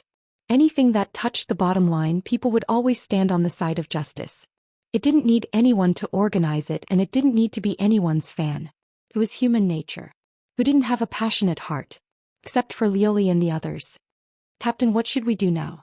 If this goes on, my live broadcast tomorrow will be terrible. Things had come to this point and there were still people thinking about her live broadcast. Lioli's eyes were gloomy. After all, she had always been the queen of otaku. She had never been scolded like this. It was all because of Spade Z. That recording. How did it come out? Thinking of this, Azure threw the mouse heavily. A loud bang was heard. The whole club fell silent. The members didn't dare to speak. Lioli took a deep breath, fiddled with her long hair and said, "Apologize." Apologize? How could he apologize for such a thing? Once they apologized, they wouldn't be able to compete anymore, right? Lioli looked at the faces of the whole team and said slowly, "Now that things have happened, someone has to take responsibility.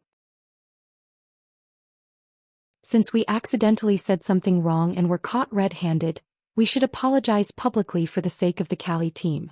At this moment, the entire team finally understood what their captain meant. What Lioli meant was that whoever released the recording on Weibo should apologize. In other words, they had to sacrifice the two of them for the benefit of the entire team? The two girls who hated Fujio so much just now were stunned. They couldn't believe their ears. "Captain, you were the one who said we could."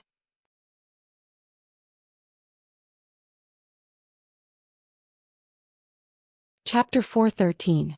Then she glanced at the whole team. "I think everyone has the same idea as me. After all, the National League is coming. Or do you want all of us to leave with you? That's impossible." "Yes, impossible." Someone walked over and said, "Go and apologize if you're so careless." "That's right. Don't drag us down. We still have to compete." The two girls really couldn't describe their feelings at this time. They never thought that their team members would use the method they used on Spade Z to deal with them. It was obvious that everyone had done this together. Why did they say that they were dragging everyone down? Just because their voices were recorded? "I won't apologize." One of the girls shouted, "If you want to apologize, everyone should apologize together." Lioli stood at the side, her face expressionless. "That's not up to you.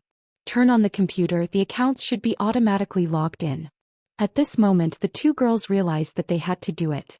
Because from the moment the accident happened, not only their captain but also their teammates who were good friends had decided to make them the scapegoats to take the whole thing. That's right, how could they have forgotten? Not all teams were like Supreme Alliance, able to live and die together. Lioli had a good plan. After the two team members released the news, she went on Shangguan Weibo. Only then did she go on Shangguan Weibo. The statement read, "There is a problem with the Cali battle team. As the captain, I also have some responsibility. I didn't realize in time that there would be such people around me. Now, I have removed the problematic members from the Cali battle team. I have also set up evidence. It had to be said that Lioli's move was beautiful. Because soon there would be people comforting her. Even some of Spadesy's fans felt that she didn't have any responsibility for this. This attitude was very good. But was it really like this? Obviously not. But Lioli still missed one point. Yoon, who had already said in the message that Almighty Chin was busy with other things. Since he had decided to make a move, of course he wouldn't let it go. It was almost 10 o'clock. In a Starbucks coffee shop in a shopping mall. A person was still looking down at his phone and computer. He seemed to specialize in this industry. The Weibo page was still open on the screen. However, his mind wasn't on that at the moment. The direction of the internet had already begun to change. No matter how hard he tried to pull it back, it would be difficult. It was all that Shui Yaoyao's fault. When she wrote that paragraph, many people would resonate with her. That would be wasting the best opportunity to attack. However, what puzzled him the most was the message that he had posted on his Weibo. He had been paid to spread Spadesy's information. Why would they post something about the Cali squad? During those 5 minutes he couldn't log into his account no matter how hard he tried. It was the same for his friends. All of them showed abnormalities. What was going on? Even if he wanted to help the Cali team, he could not. That was his boss. However, his boss was pretty good, especially Captain Lu Li, who knew how to speak. Pushing 2 people out to appease the anger of the masses was the right thing to do. Looking at the storm on the official Weibo account that had basically subsided. The man picked up the phone and glanced at it. Strange, why isn't the big client here yet? As soon as he finished speaking, there was a swoosh. The chair in front of him was pulled out.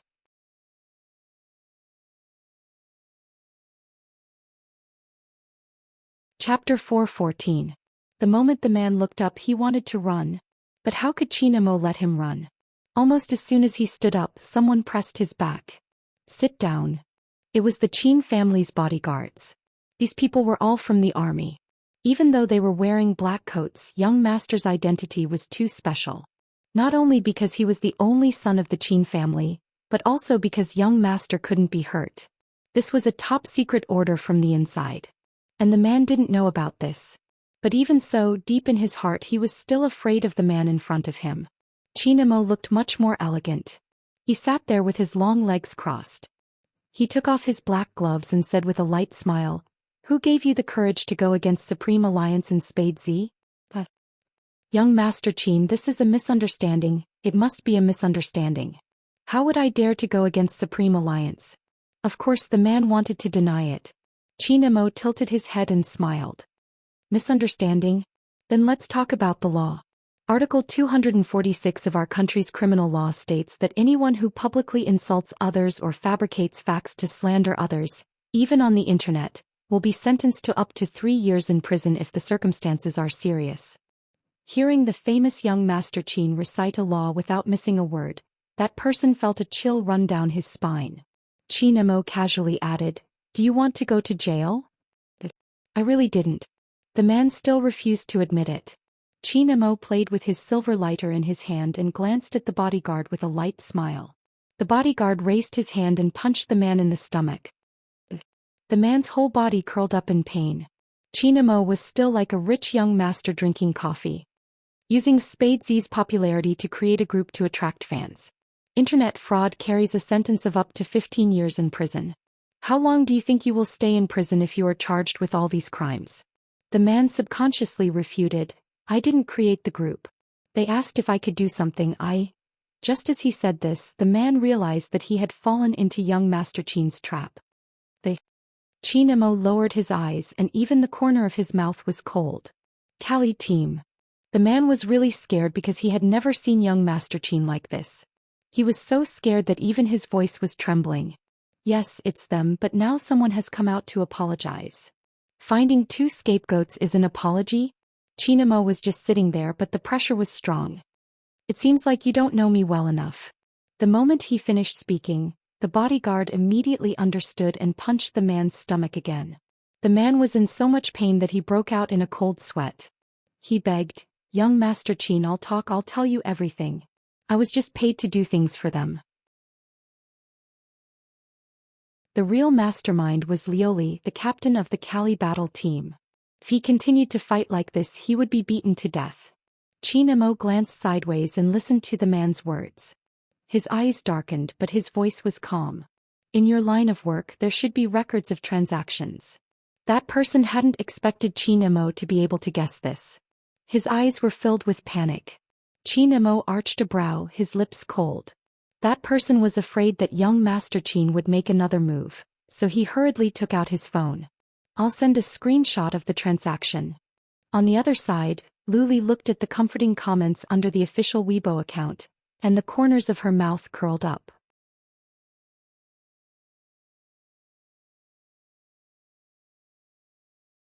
Chapter 4:15. That was a chat record between her and an internet hacker. It was clearly written that she wanted to hire him to deal with Spade Z, and there was also the payment amount. Lily never thought that the person she had worked with for more than half a year would keep this kind of thing and post it on the internet. The moment she saw that screenshot, Lily felt that it was over. He was really over. Even a few people who had no sense of right and wrong were comforting her. However, they were no match for more righteous people. This had angered the public. Even the National League's organizing committee made a statement. In response to the fact that some teams used bad means to slander others, the organizing committee has decided to disqualify all members of the Cali team. Esports is supposed to be a place where strength speaks, not these shameful thoughts. Disqualify all members. That meant that even if they were no longer in the Cali team and went to other places, they could no longer participate. At this moment, the club was completely silent. Everyone slumped down in their seats, their faces pale. Especially Lily, she was so angry that her first reaction was to call that person. Hey, what the hell is wrong with you? Don't you have any professional ethics, F? I'm Chinemo, just 4 words, and Lioli's voice was stuck in her throat. Almighty Chin, how could it be him? Lioli's face was drained of all color in an instant. There was no situation more embarrassing than this. Everything she did was for this man. But now it was also this man who dealt with her, and he knew all her dirty side. Lily almost felt that the man did it on purpose, purposely picking up her call. Listen, this is just the beginning. Chinemo wouldn't talk to this kind of woman. He hung up the phone and threw it back on the wooden table. That person smiled fawningly. Young Master Chin, look, I told you it was all because of her. Chinemo glanced at him. Arrest him and take him to the police station. Young Master Chin.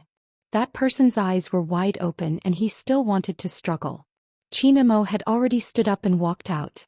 Jiangsu was standing outside. When he saw Chinemo walk over, he extinguished his cigarette. Even though he knew it wasn't the right time to ask, he couldn't help but ask, don't you think you're too nice to Fujio? He's my younger brother.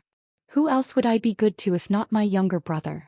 Chinemo turned his head and looked at his good friend with a deep gaze. Jiangsu's expression turned serious. You know, I'm not talking about that kind of good.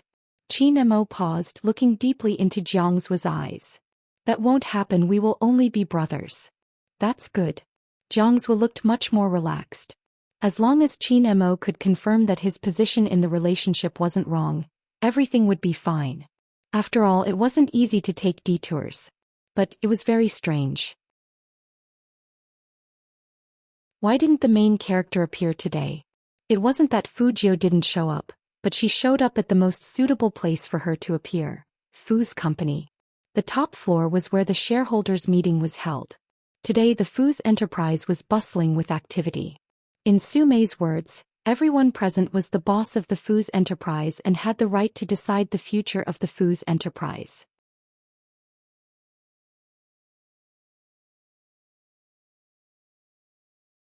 Chapter 4:16. As we all know, the Fu Corporation is in desperate need of fresh blood to improve its brand. Sumei was dressed in professional attire, looking very elegant. The esports industry, including the peripherals of the esports industry and online live streaming, all of these are immeasurable profits. It's a pity that our generation is old. Even if we have the advantage in making decisions, we still don't understand what the users really want. That's why I asked old Fu to hold this shareholders meeting. If Shiming takes over the Fu Corporation's new industry, I believe he will guide the Fu Corporation in the right direction. After the shareholders heard this, they all expressed their agreement. Young Master Fu is indeed capable. Many people like him playing games. He has already joined a team from another province and will appear in the National League. This way he will bring a lot of popularity to the Fu Corporation. The sooner the company has a general manager, the older people like us can relax. 3 of the shareholders were related to Su Mei, and one of them was Su Mei's younger brother. Of course they would agree. There were also a few small shareholders who didn't care, they just needed to wait for the dividends. After all, in their eyes, the Fu Corporation would belong to Fu Ximing sooner or later. Even if He Honghua had shares, it was useless. She couldn't do anything with only 25% of the shares. Fu Zhongyi was different, he had 45% of the shares and Su Mei's younger brother had 15%. It was obvious who the Fu Corporation belonged to. But there were still 2 old antiques who didn't agree with this. They had come together with He Honghua and Fu Zhongyi. They knew that if He Honghua hadn't sold all her assets, the Fu Corporation wouldn't have existed. Fu Zhongyi was ungrateful, but they didn't forget. I don't agree, the Fu Corporation is different from before. We have to consider all aspects. Who is on the Fu family tree and who should be the manager of the Fu Corporation? It will sound good if others hear about it. Su Mei had already expected these 2 stubborn old men to say that. She first glanced at He Honghua and said, "You 2 are right. However, if Sister Honghua's son could make a name for himself, I wouldn't let Ximing come to the company." Now there was a rumor going around on the internet. How could a boy chase after another man? He did join the Supreme Alliance, but I'm guessing that after today, Jia will be kicked out. So how can he be the manager of the Fu Corporation with such an immoral image? Before He Honghua came, she had been prepared to let Su Mei humiliate her. She was also very clear that things were not the same as they were in the past. Since the secretary was the mistress, she would not have the right to speak at the shareholders' meeting. It was a very straightforward reason, because her shares couldn't compare to Fu Zhongyi's. As for Fu Zhongyi, He Honghua had long given up on such a man. But she knew better than anyone how obedient her Jia was. She couldn't stand anyone splashing dirty water on her child. This was a mother's nature. Who are you calling immoral? He Honghua's round body stood up and she smiled coldly. You are a mistress. Do you have the face to talk about others? Su Mei immediately shrank back. He Honghua clearly didn't do anything to her, but it was as if she had been hit by He Honghua. Fu Zhongyi couldn't bear to let her go. He stood in front of Su Mei.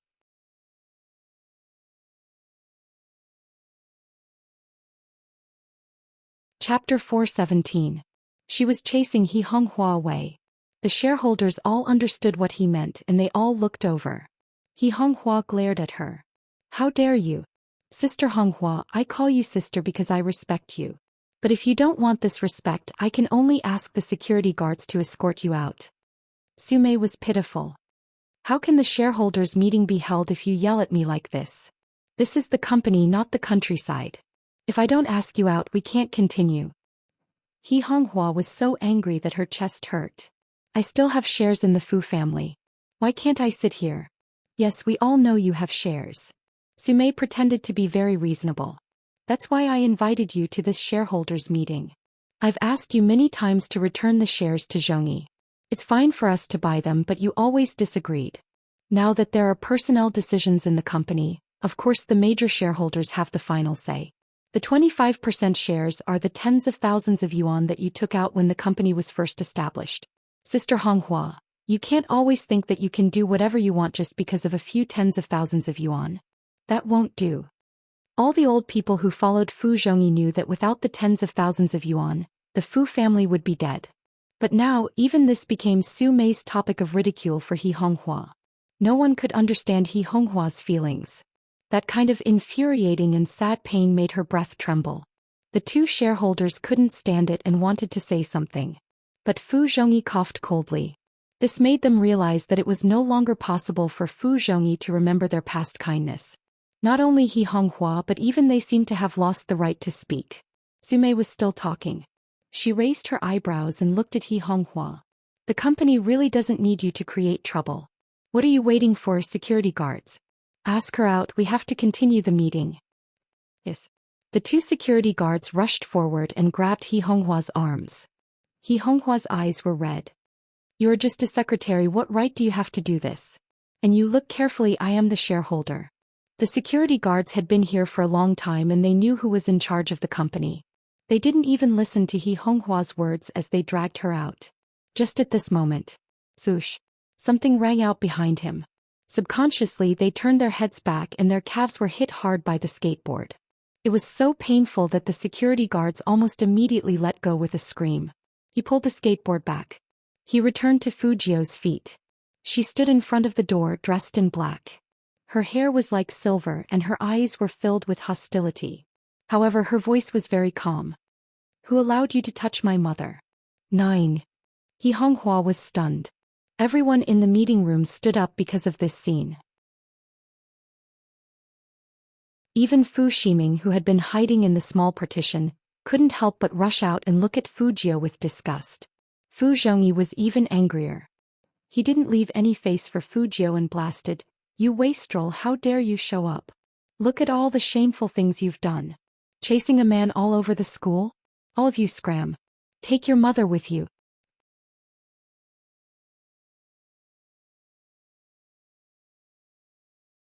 Chapter 4:18. Sumei knew how to behave. She quickly grabbed Fu Zhongyi's arm and tried to calm him down. She said to Fujio, "Your dad's health has always been poor and you're still so mad at him. Everyone here is your elder. It's fine if you're rude, but you even brought a skateboard here to hurt people. This is not a place you should be. Auntie advises you to leave. Otherwise it won't be good for you and your mom." Hearing that, Fujio tilted her head and smiled. She stood in front of He Honghua and put one hand in her pocket. She looked down at Sumei. "Since you're a secretary, you should just stand there and do your job. This is a conversation between the Fu family. It has nothing to do with you." "You?" Sumei narrowed her eyes. "Fujio, how come you've become like your mother? You don't care about the occasion. I'll say it again, this is a shareholders' meeting." "You?" Fujio interrupted her before she could finish. She was playing with a USB in her hand and her voice was very calm. "It is precisely because this is a shareholders' meeting that I am warning you to do your job as a secretary. Otherwise get out of here. You unfilial son." Fu Zhongyi heard Fujio's words and became even more ruthless. "Call security. Call all the security guards downstairs. Do you think this is a place where you can cause trouble?" Sumei's face turned cold and her eyes were filled with coldness. No one had ever told her to get out of here. This peasant bun, if she didn't teach him a lesson for a few days, he would forget who he was. He deserved to be kicked out. Refusing a toast only to be forced to drink a forfeit. How could the smart Fujio not see through Sumei's thoughts? But she acted as if she didn't see or hear Fu Zhongyi's words. She walked over to the long table in the conference room. Then she reached out and knocked on the back of one of the chairs. That person was none other than Sumei's younger brother, Su Xing. "What do you want?" "Fujio, what the hell do you want?" Fu Ximing's arrogant little face was full of venom after seeing his actions. In contrast, Fujio's expression was much more indifferent. "I want to ask your uncle why he has the right to sit here." "Fujio," Sumei said again, "Su Xing is one of the shareholders of Fu's enterprise. You should call him Boss Su when you see him. You shouldn't talk to him like this." "Yeah, how can you talk to President Su like that?" That is to say, this Fujio really followed He Honghua in death. No matter what, he was born in the countryside. Even if he is rich now, he can't change his bad habits. Luckily, Ximing is in the Fu's enterprise. The two shareholders looked at Fujio with disapproval. They didn't have many shares in their hands, but they always defended the Su family. Su Xing also sneered, "That's enough, Mr. He. Hurry up and leave with your brainless son. We don't want to always be a joke." Every time the shareholders' meeting was held, He Honghua would receive all kinds of ridicule. She would always clench her fists and tell herself that she had to endure for Jio's sake. But now Jio was standing in front of her, that group of people. He Honghua couldn't stay any longer, not because she couldn't stand it, but because she was afraid that Jio would be wronged. But just as she was about to reach out her hand,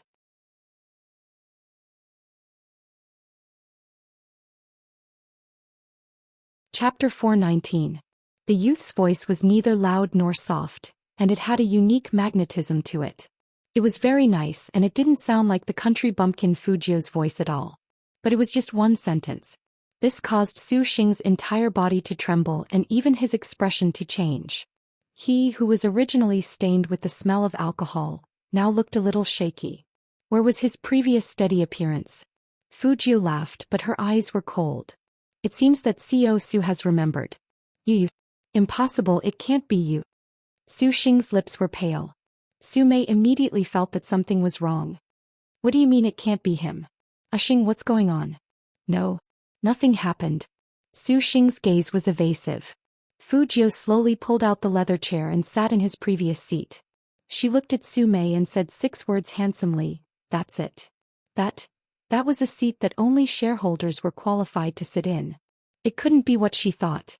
How could this be? Xing, say something. Su Mei couldn't hold it in any longer. Su Xing stuttered and didn't dare to look at her sister. Finally, she pointed at Fujio angrily. You did it on purpose. You set me up, didn't you? Otherwise, how could I have lost so much that day? In the end, when he lost, he impulsively mortgaged his shares, just to get his money back. He wanted to mortgage it first and then redeem it, but he didn't expect that the other party wouldn't return the shares to him. Su Xing thought that the other party was dissatisfied with the price, so he planned to negotiate again today. How did this kid become the shareholder?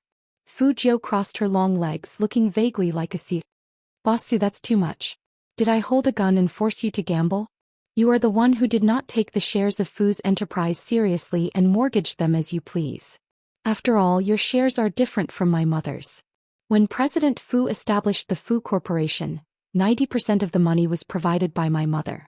Later, when the Fu Corporation was robbed, my mother took out her remaining money to finance the company and became one of the shareholders. At that time, the Fu Corporation was not worth much, and even if it was rotting on the street, no one would know. My mother was obviously trying to save people. At that time, there were 2 uncles who fought together with her. These people's shares were obtained with blood and hardship, so they cherished it even more. Even if one day they couldn't continue living because of a mistress, they wouldn't think of selling their shares. President Su's shares are different. Just because he has a 3rd sister who is good at pillow talk, he obtained 15% of the Fu Corporation's shares. Of course he can mortgage something that he obtained so easily. You. Su Xing was so angry that his face turned red. Fu Zhongyi and Su Mei's faces darkened. Fujio's words tore the faces of the 3 of them apart, both inside and outside. The 2 elders of the Fu Corporation never thought that Fujio would mention this. Sometimes, in the business world, he had to abandon many principles. But in the end, they were different from Fu Zhongyi. Only after suffering would they understand that it was not easy. Only by living up to the people of the past could they live with a clear conscience. Now that the young man mentioned it, those days seemed to come back to them. Back then they fought side by side. He Honghua was uncultured, but she had great foresight and strategy. Some people even admired her decisiveness and honesty. But later Su Mei got involved. That woman was good at acting, pretending to be pitiful, and ruined He Honghua's reputation.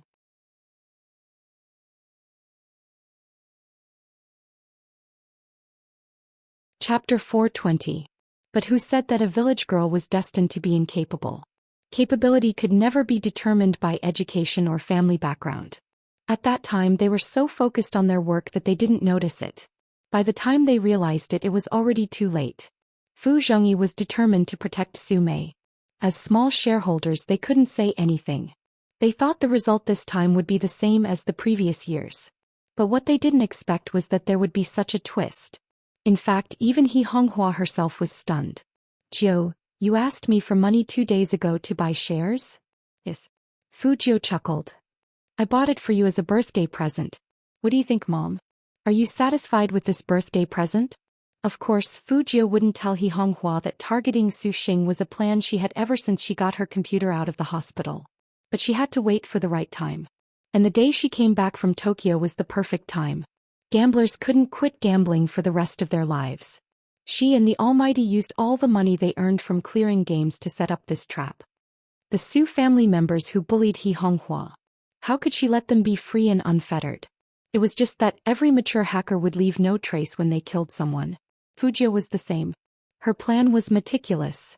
Every word she typed was a trap. That was her.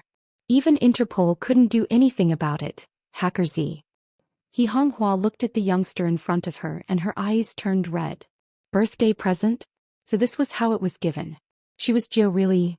Mom likes it very much. He Honghua sniffled and her cheeks were puffed up. Fujio shook her finger. It can't be just this. As she spoke, she stretched out her hand and turned He Honghua's body to face Su Mei, who was standing opposite them. She raised her eyebrows handsomely and said, Mom, come on, let's play something more fun. Didn't the mistress just kick you out? Now use your status as a 40% shareholder to make her scram. Su Mei's face turned pale instantly. She clenched her fists. Fujio, your mom doesn't have this right. She does. Fujio's voice was calm. 40% shares is enough to kick a secretary like you out. Or do you want security to kick you out? Su Mei bit her lips tightly as if this was the only way she could control her emotions, which were on the verge of losing control. She couldn't just go out like this. There were more than 100 employees in the Fu Corporation. If she left like this, how could she continue to stay in the Fu Corporation? Su Mei had no choice but to look at Fu Zhongyi with tears in her eyes. Fu Zhongyi's heart ached. He turned to Fujio and said, Who dares to touch the security guards? So what if I have 40% of the shares? Su Mei is my secretary and I am the chairman. It's not just 40%. At this moment, the two old men who had been wanting to talk stood up and walked behind Fujio. And 5% of our total. In that instant, even Fu Zhongyi's expression changed. You guys, loyalty. One mustn't forget one's roots. Those were the exact words of one of them. But Fu Zhongyi didn't listen. He felt like he had been betrayed and he looked at Fujio in exasperation. You've really grown up. If I knew that I would raise an ingrate like you, I might as well feed my money to the dogs. Zhongyi, don't be angry. Su Mei was still pretending.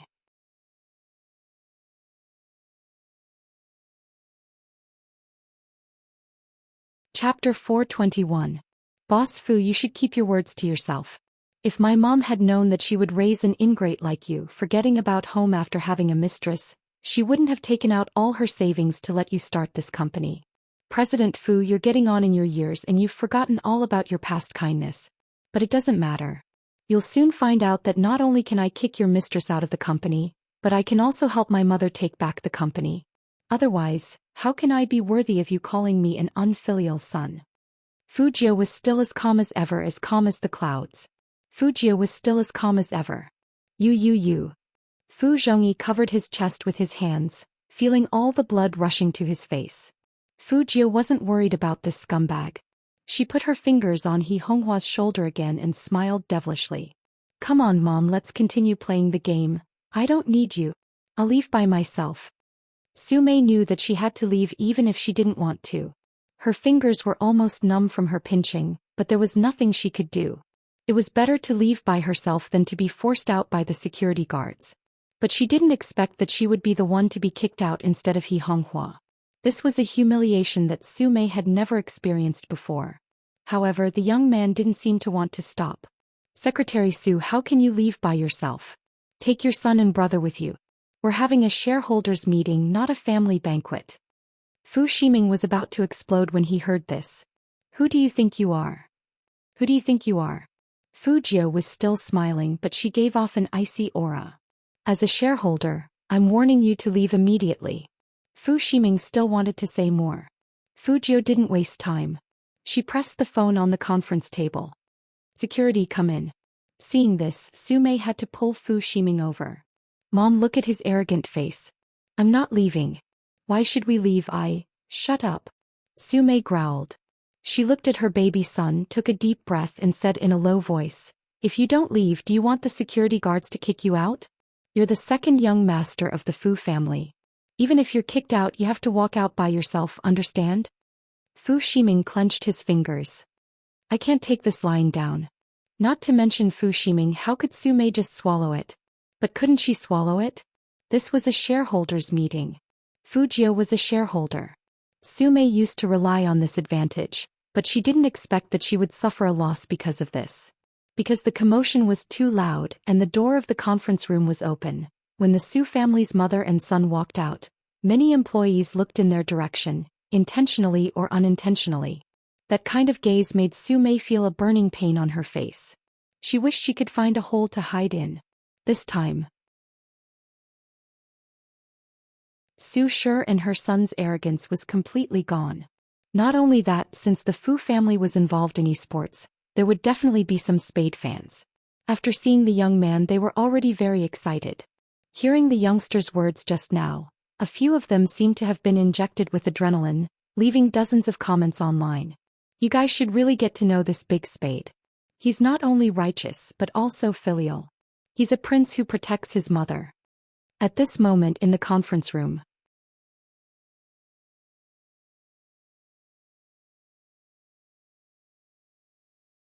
Chapter 422. How could Fu Zhongyi attend the next meeting? It was already good enough that he didn't need to take the pill.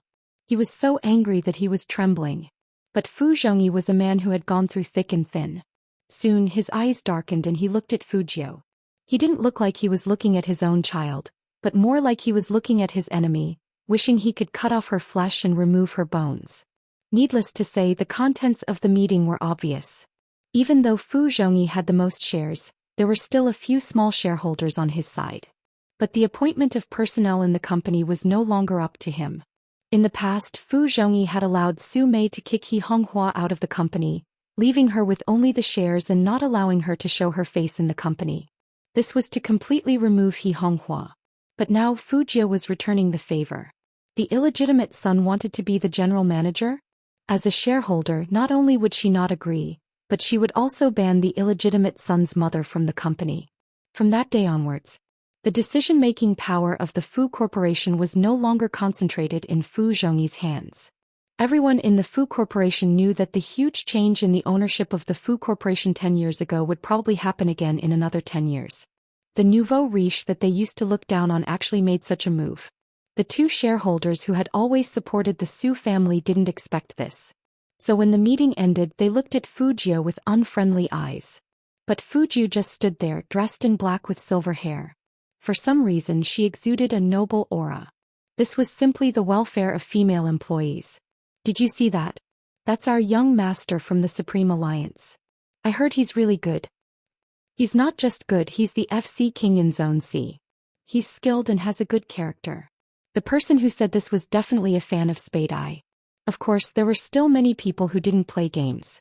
But even so, looking at the youngster's demeanor and the way he held the skateboard, he was so handsome that they became his fangirl in a matter of minutes. Someone said, "This person has changed a lot. He wasn't like this before." You guys were too far away and didn't hear it. Who knows who will be in charge of the Fu Corporation in the future? The employees couldn't be blamed for talking. After all, who would have thought that the youngster's side would play such a good card for such a big change? Just like that, He Honghua was still a little confused when she got into the car. But she also realized that her Jiu had changed a lot. It was a good thing that the child had become more mature, but, "Jiu, tell me honestly, how many things are you hiding from me?"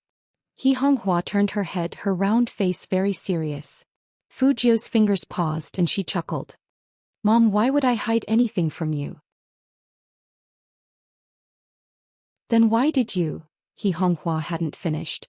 Fujio turned around and placed the skateboard in the back of the car. "Brother Mo taught me. Almighty, I can only borrow it from you. Chin Mo." He Honghua's eyes widened.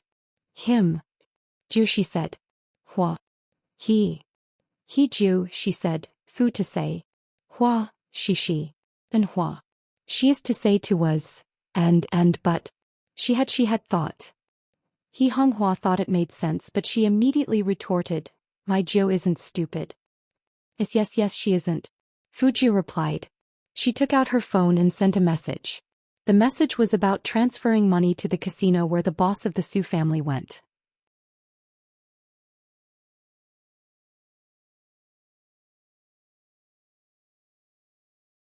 Chapter 423. Fujio replied, "Huh." It was obvious that she hadn't come back to her senses. He Honghua repeated, "I say Chinemo is really nice to you." Fujio smiled and took back her phone. She said naturally, "He's my brother, so it's natural for him to be nice to me." Yeah. He Honghua was an honest person and she did whatever her Jio said. "Then let's invite Chinemo to our house for dinner. We should thank him properly or we wouldn't have such a good time, huh?" He Honghua laughed heartily, just like herself. Fujio said, "No need, I just treated him to a skewer 2 days ago." What if the Almighty's clothes burst when we invited him home? Fujio didn't want He Honghua to know that the Fujio of the past was gone. She was afraid that the other party would be sad. But Fujio also knew that the closer someone was to her, the more they would notice that she was different. So the Almighty couldn't come. But this time He Honghua didn't listen to her Jio. Child, how can your treat be the same as mine? Invite him over for a meal. Chinamo is good-looking and sensible. I like him. Juju didn't know what to say. Fujio had to praise her mom for having good taste. She also thought that the Almighty was good-looking and sensible, so she wanted to raise him. But it was too dangerous to raise him by force. Mom, Brother Mo is so busy with work and he might not have time. Fujio wanted He Honghua to give up on this idea. He Honghua nodded. That's right, then call him first. I'll prepare when I have time, and if not, we can always invite him later. Okay. Fujio thought that she had finally gotten around it. But He Honghua still didn't drive and looked at her. Call him. Fujio raised her eyebrows. Oh. Of course, He Honghua ordered. Fujio couldn't be too obvious, so she dialed the Almighty's number. She thought that she would hang up immediately after 3 rings. Anyway, she had to make a WeChat appointment to call the Almighty, so the chances of the call going through weren't high. But who would have thought that as soon as she had this thought, a deep and pleasant voice came from the other end. Oh, this. He picked up after 1 ring. Fujio glanced at He Honghua and saw that her eyes were shining. She said helplessly, Brother Imo, it's me. I know it's you. Chinamo is sitting in the front passenger seat while Jiangzhou is driving. Jiangzhou didn't know whose phone call was so charming that it made the person beside him chuckle. Auntie is treating us? Chinamo glanced at his watch. When is it? Fujio quickly said, it's 6 o'clock today. If you are busy, we can do it another day. Judging from the Almighty's tone, he must be busy. Not bad, let's avoid it like this. Chinamo held onto his phone, his lips curved into a playful smile. You don't seem too willing for me to go. When Fujio heard this, He Honghua's face happened to lean over. Hearing this, she looked at her own child with a very disapproving gaze. Fujio was unmoved. She chuckled and said, Brother Emma, why wouldn't I want you to come? I miss you so much even though I haven't seen you for a day. Why was the Almighty so smart?